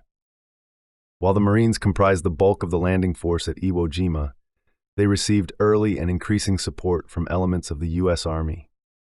Two of the 4 DUKW companies employed on D-Day were Army units. The 138th Anti-Aircraft Artillery Group provided 90 Miller A batteries around the newly captured airfields. Major General James E. Cheney, USA, who would become island commander, Iwo Jima, at the battle's end, landed on D+8 with advance elements of the 145th Infantry. As far as the Marines on the ground were concerned, the most welcome Army units flew into Iwo Jima on the 6th of March. This was the 15th Fighter Group, the vanguard of 7th Fighter Command, destined to accompany the B-29s over Tokyo. The group included the 47th Fighter Squadron, a seasoned outfit of North American P-51 Mustangs. Although the Army pilots had no experience in direct air support of ground troops, Colonel Meiji liked their eager beaver attitude and willingness to learn. He also appreciated the fact that the Mustangs could deliver 1,000-pound bombs. Meiji quickly trained the Army pilots in striking designated targets on nearby islands in response to a surface-based controller. In 3 days, they were ready for Iwo Jima.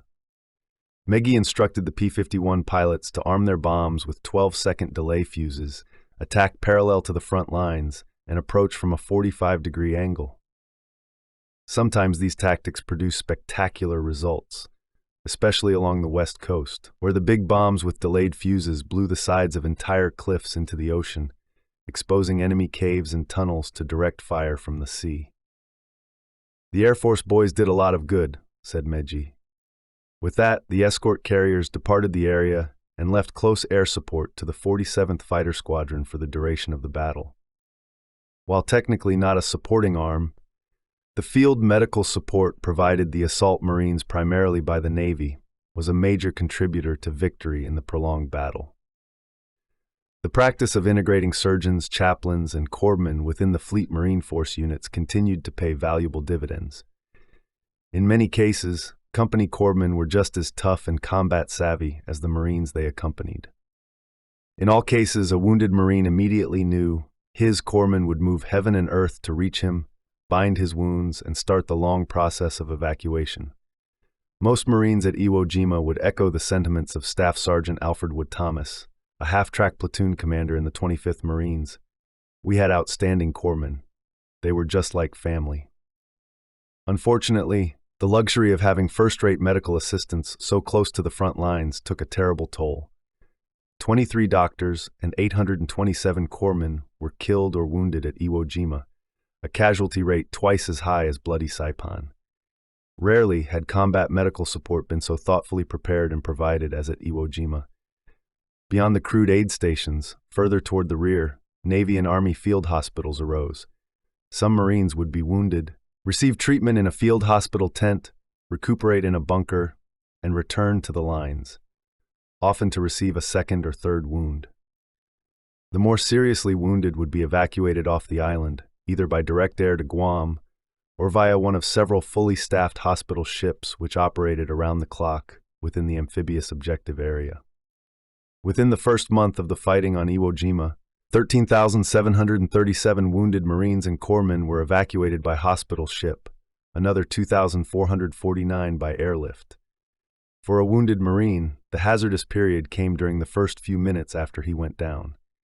Japanese snipers had no compunctions about picking off litter crews or corpsmen or sometimes the wounded man himself as his buddies tried to slide him clear of the fire.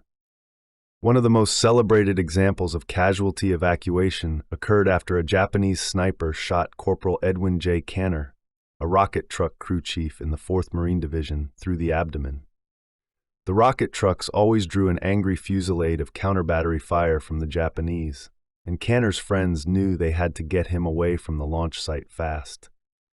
As a nearby motion picture crew recorded the drama, 4 Marines hustling Canner down a muddy hillside heard the scream of an incoming shell, dumped the wounded man unceremoniously, and scattered for cover. The explosion killed the film crew and wounded each of the Marines, including Cantor, again. The film footage survived, appeared in stateside newsreels, and eventually became part of the movie Sands of Iwo Jima. Cantor was evacuated to a hospital ship, thence to hospitals in Guam, Hawaii, and the States. His war had ended. Meanwhile, the Beachmasters and shore party personnel performed spectacular feats to keep the advancing divisions fully armed and equipped. It is difficult to imagine the scope of logistical management and sheer, back-breaking work required to maintain such a high volume of supplies and equipment moving over such precarious beaches. A single beach on the west coast became functional on D+11, but by that time, the bulk of landing force supplies were on shore. General unloading ended the next day, releasing the vulnerable amphibious ships from their tether to the beachhead. Thereafter, ammunition resupply became the critical factor. On one occasion, well-aimed Japanese fire detonated the entire 5th Marine Division ammo dump. In another tense moment, the ammunition ship Columbia Victory came under direct Japanese fire as she approached the western beaches to commence unloading. Watching Marines held their breath as the ship became bracketed by fire. The ship escaped, but the potential still existed for a disaster of catastrophic proportions. The 2nd Separate Engineer Battalion and the 62nd Naval Construction Battalion repaired and extended the captured runways. In short order, an entire CB brigade moved ashore. Marines returning to the beaches from the northern highlands could hardly recognize the place they had first seen on D-Day. There were now more than 80,000 Americans on the small island. Seabees had bulldozed a 2-lane road up to the top of Suribachi. Communications, often maligned in earlier amphibious assaults, were never better than at Iwo Jima. Radios and handsets were now waterproof, more frequencies were available, and a variety of radio systems served the varying needs of the landing force. Forward observer teams, for example, used the backpack SCR-610, while companies and platoons favored the SCR-300 walkie-talkies, or the even lighter SCR-536 spam can portables. Said Lieutenant Colonel James P. Berkeley, executive officer of the 27th Marines and a former communications officer, "At Iwo we had near-perfect communications, all any commander could ask for." As the battle progressed, the Marines began stringing telephone lines between support units and forward command posts, wisely elevating the wire along upright posts to avoid damage by tracked vehicles. Japanese counterintelligence teams expected to have a field day splicing into the proliferation of U.S. small telephone lines, but the Marines baffled them by heavy use of Navajo code talkers. Each division employed about 24 trained Navajos. The 5th Marine Division command post established 6 Navajo networks upon arrival on the island. No one, throughout the war, insofar as anyone knew, was ever able to translate the Navajo code talkers' voice transmissions. African-American troops played a significant role in the capture of Iwo Jima. Negro drivers served in the Army DUW units, active throughout the landing. Black Marines of the 8th Ammunition Company and the 36th Depot Company landed on D-Day, served as stevedores on those chaotic beaches, and were joined by the 33rd and 34th Depot Companies on D+3. These Marines were incorporated into the VAC Shore Party, which did Herculean work, sustaining the momentum of the American drive northwards. When Japanese counterattacks penetrated to the beach areas, these Marines dropped their cargo, unslung their carbines, and engaged in well-disciplined fire and maneuver, inflicting more casualties than they sustained. 2 Marines, Privates James W. Whitlock and James Davis, received the Bronze Star. Said Colonel Leland S. Swindler, commanding the VAC Shore Party, the entire body of Black Marines conducted themselves with marked coolness and courage.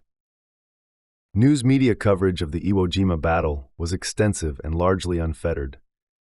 Typical of the scores of combat correspondents who stuck with the landing force throughout the battle was Marine Technical Sergeant Frederick K. Dick Dashiell, a former Associated Press writer assigned to the 3rd Marine Division.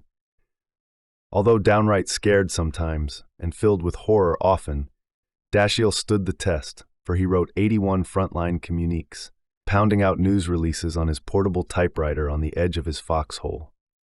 Dashiell's eye for detail caught the flavor of the prolonged assault. "All is bitter, frontal assault, always uphill," he wrote. He described how the ceaseless wind filled the air with fine volcanic grit, and how often the Marines had to stop and clean the grit from their weapons, and how naked that made any Marine feel.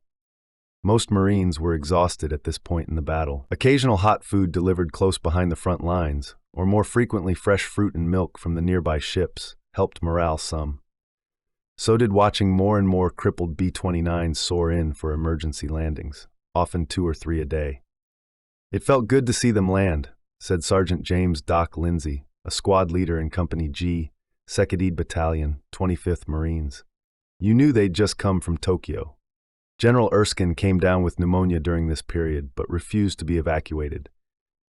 Colonel Robert E. Hogaboom, his chief of staff, quietly kept the war moving. The division continued to advance.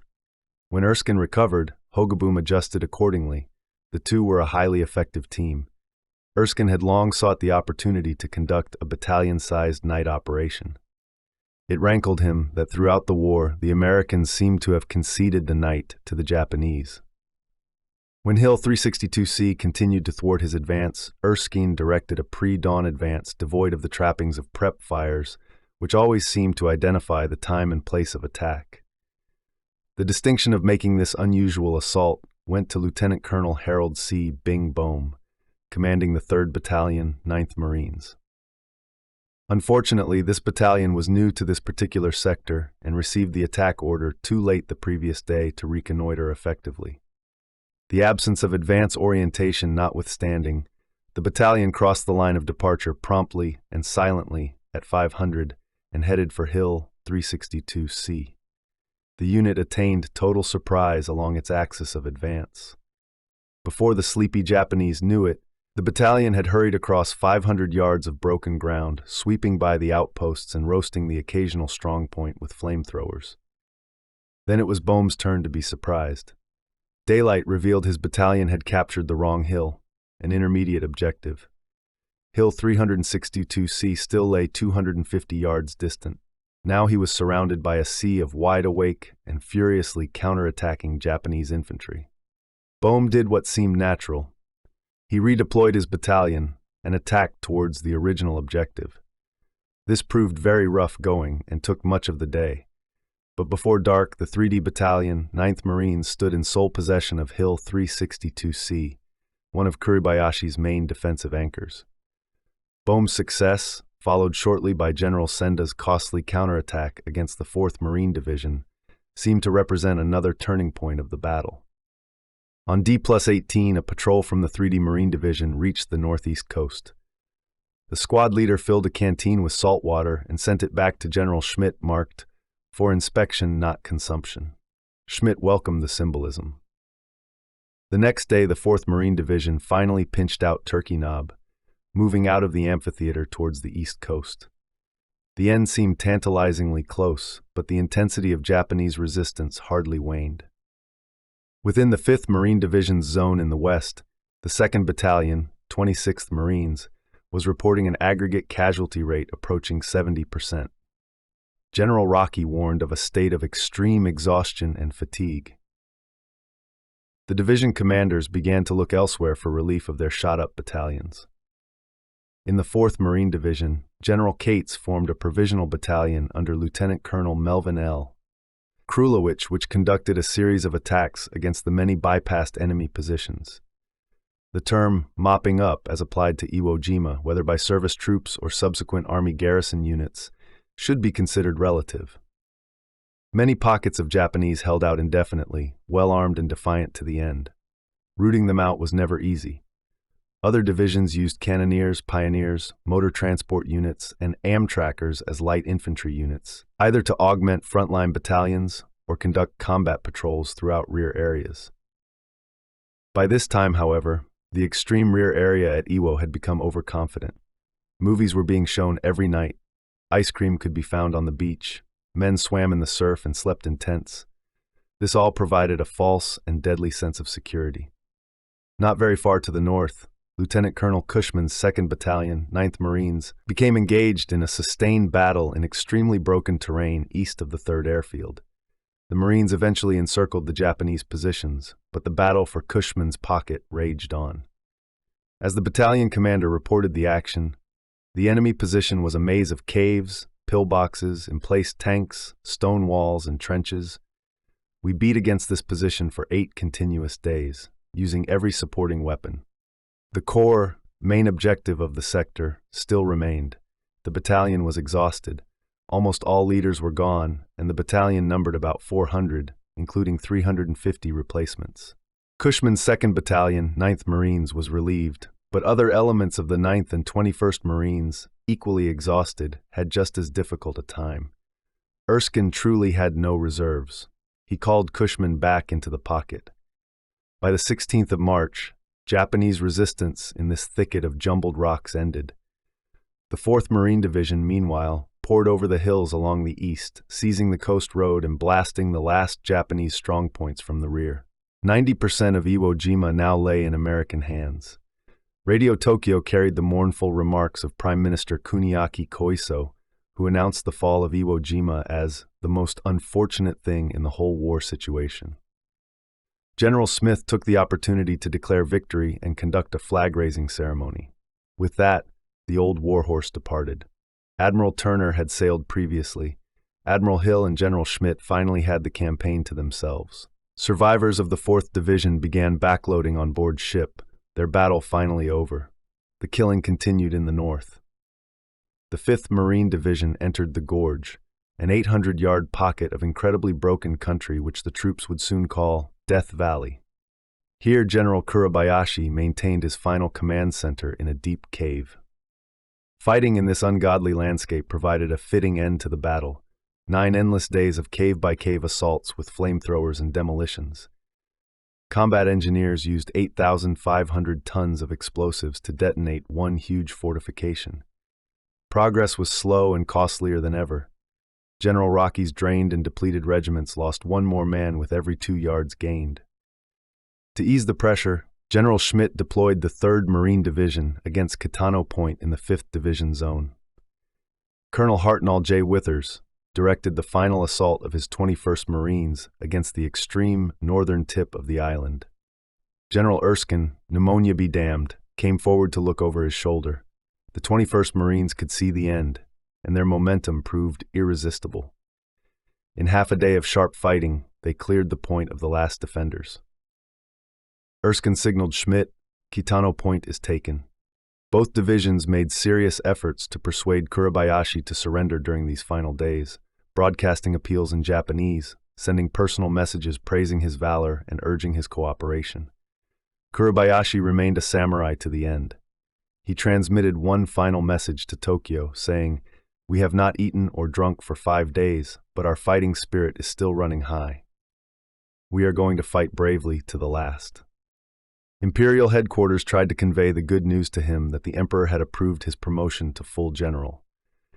There was no response from Iwo Jima. Kuribayashi's promotion would be posthumous. Fragmentary Japanese accounts indicate he took his own life during the night of 25 to 26th of March. In the gorge, the 5th Marine Division kept clawing forward. The division reported that the average battalion, which had landed with 36 officers and 885 men on D-Day, now mustered 16 officers and 300 men, including the hundreds of replacements funneled in during the fighting. The remnants of the 1st Battalion, 26th Marines, and the 1st Battalion, 28th Marines, squeezed the Japanese into a final pocket, then overwhelmed them. It was the evening of 25th of March, D+34. And the amphibious assault on the rocky fortress of Iwo Jima finally appeared over. The island grew strangely quiet. There were far fewer illumination shells. In the flickering false light, some saw shadowy figures moving south towards the airfield. General Schmidt received the good news that the 5th Marine Division had snuffed out the final enemy cave in the gorge on the evening of D+34. But even as the Corps commander prepared his announcement declaring the end of organized resistance on Iwo Jima, a very well-organized enemy force emerged from northern caves and infiltrated down the length of the island. This final spasm of Japanese opposition still reflected the influence of Kuribayashi's tactical discipline. The 300-man force took all night to move into position around the island's now vulnerable rear base area, the tents occupied by freshly arrived Army pilots of 7 Fighter Command, adjacent to Airfield No. 1. The counterattacking force achieved total surprise, falling on the sleeping pilots out of the darkness with swords, grenades, and automatic weapons. The fighting was as vicious and bloody as any that occurred in Iwo Jima's many arenas. The surviving pilots and members of the 5th Pioneer Battalion improvised a skirmish line and launched a counterattack of their own. Seabees and elements of the redeploying 28th Marines joined the fray. There were few suicides among the Japanese. Most died in place, grateful to strike one final blow for the emperor. Sunrise revealed the awful carnage.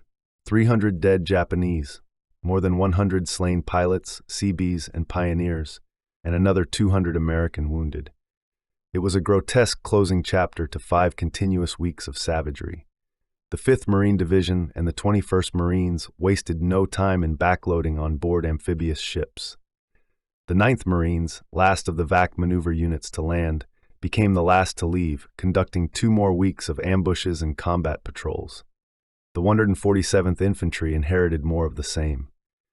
In the first 2 months after the Marines left, the Army troops killed 1,602 Japanese and captured 867 more. Iwo Jima's costs, gains, and legacies. In its 36 days of combat on Iwo Jima, the V Amphibious Corps killed approximately 22,000 Japanese soldiers and sailors. The cost was staggering. The assault units of the Corps, Marines and Organic Navy personnel sustained 24,053 casualties, by far the highest single-action losses in Marine Corps history. Of these, A total of 6,140 died. Roughly 1 Marine or corpsman became a casualty for every 3 who landed on Iwo Jima. According to a subsequent analysis by military historian Dr. Norman Cooper, nearly 700 Americans gave their lives for every square mile.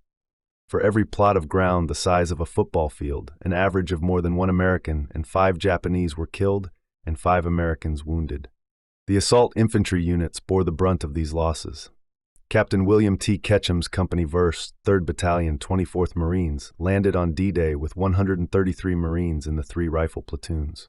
Only 9 of these men remained when the remnants of the company re-embarked on D+35. Captain Frank C. Caldwell reported the loss of 221 men from Company F, 1st Battalion, 26th Marines. At the end, a private first class served as platoon commander for Caldwell's merged 1st and 2nd platoons. Elsewhere in the 1st Battalion, 26th Marines, Captain Tom Fields relinquished command of Company D on the 8th day to replace the battalion executive officer. Rejoining his company at the end of the battle, Fields was sickened to find only 17 of the original 250 men still in the ranks. Company B, 1st Battalion, 28th Marines, went through 9 company commanders in the fighting. 12 different Marines served as platoon leader of the 2nd platoon, including 2 buck privates. Each division, each regiment reported similar conditions.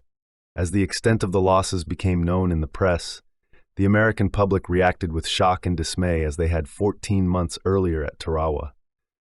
This time, however, the debate about the high cost of forcibly seizing an enemy island raged in the press while the battle was still being fought. The Marine Corps released only one official communique about specific battle losses during the battle, reporting casualties of nearly 5,000 men on the 22nd of February. 5 days later, at the insistence of Press Baron William Randolph Hearst, an early supporter of the MacArthur for President claque, the San Francisco Examiner ran a front-page editorial bewailing the Marines' tactics and losses. "It's the same thing that happened at Tarawa and Saipan," the editorial stated, urging the elevation of General MacArthur to supreme command in the Pacific, because he saves the lives of his own men. With that, 100 off-duty Marines stormed the offices of the Examiner demanding an apology. Unfortunately, the Hearst editorial received wide play. Many families of Marines fighting at Iwo Jima forwarded the clippings. Marines received these in the mail while the fighting still continued, an unwelcome blow to morale. President Roosevelt, long a master of public opinion, managed to keep the lid on the outcry by emphasizing the sacrifice of the troops as epitomized by the Joe Rosenthal photograph of the second Suribachi flag raising. The photograph was already widely renowned. FDR made it the official logo of the 7th War Bond Drive and demanded the 6 flag raisers be reassigned home to enhance popular morale. Regrettably, 3 of the 6 men had already been killed in subsequent fighting in the drive north on Iwo Jima.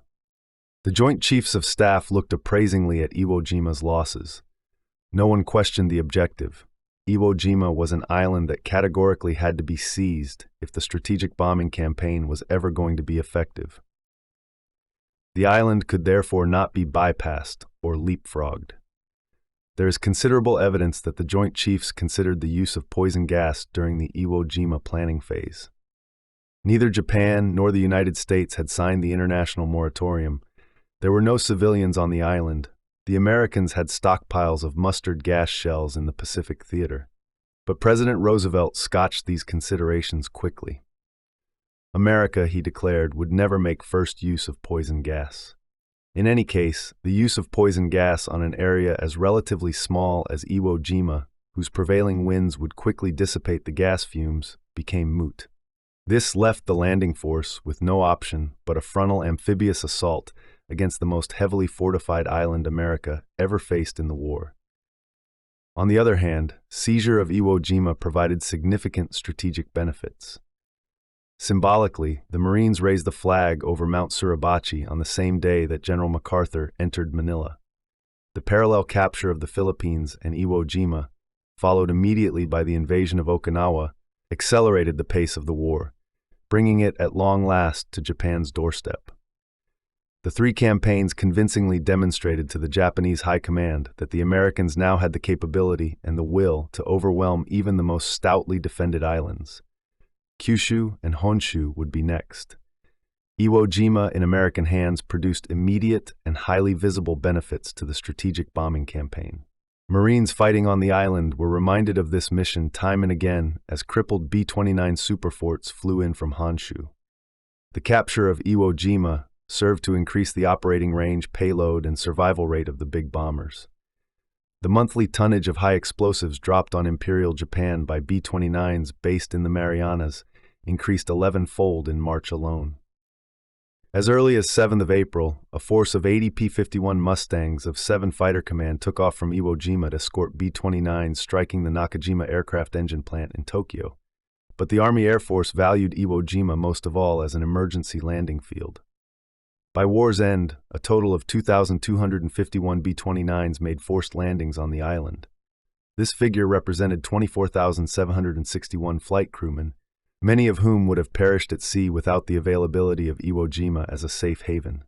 Said one B-29 pilot, "Whenever I land on this island, I thank God for the men who fought for it." General Tadamichi Kuribayashi proved to be one of the most competent field commanders the Marines ever faced.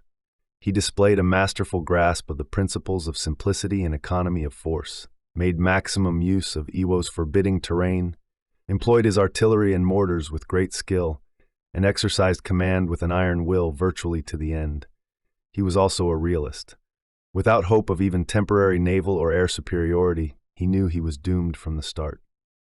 In 5 weeks of unremitting pressure, the Americans breached every strong point, exterminated his forces, and seized the island. Iwo Jima represented at once the supreme test and the pinnacle of American amphibious capabilities in the Pacific War. The sheer magnitude of the task, planning the assault and sustaining of that many troops against such a formidable objective, made Operation Detachment an enduring model of detailed planning and violent execution.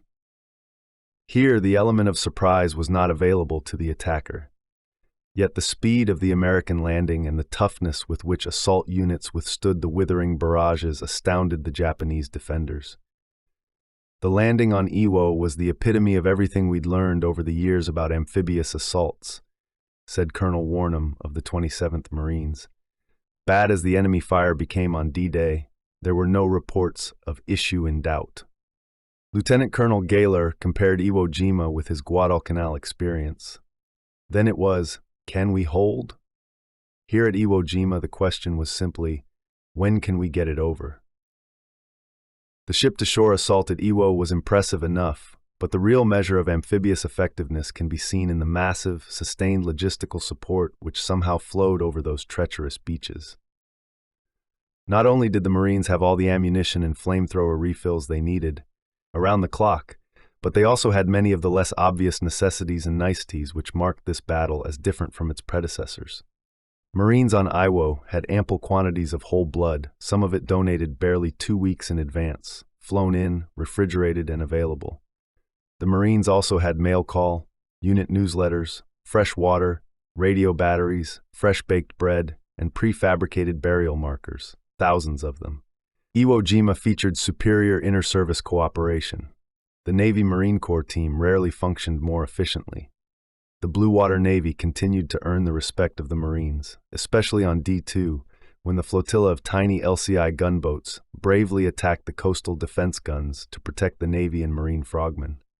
Likewise, the Marines welcomed the contributions of the Army, Coast Guard, Coast and Geodetic Survey, Red Cross, and the host of combat correspondents, all of whom shared both the misery and the glory of the prolonged battle. 2 aspects of the battle remain controversial: the inadequate preliminary bombardment and the decision to use piecemeal replacements instead of organized units to strengthen the assault forces. Both decisions, rendered in the context of several competing factors, were made by experienced commanders in good faith.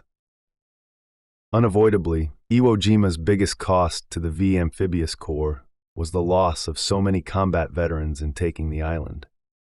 While the battle served to create a new generation of veterans among the survivors, many proud regiments suffered devastating losses.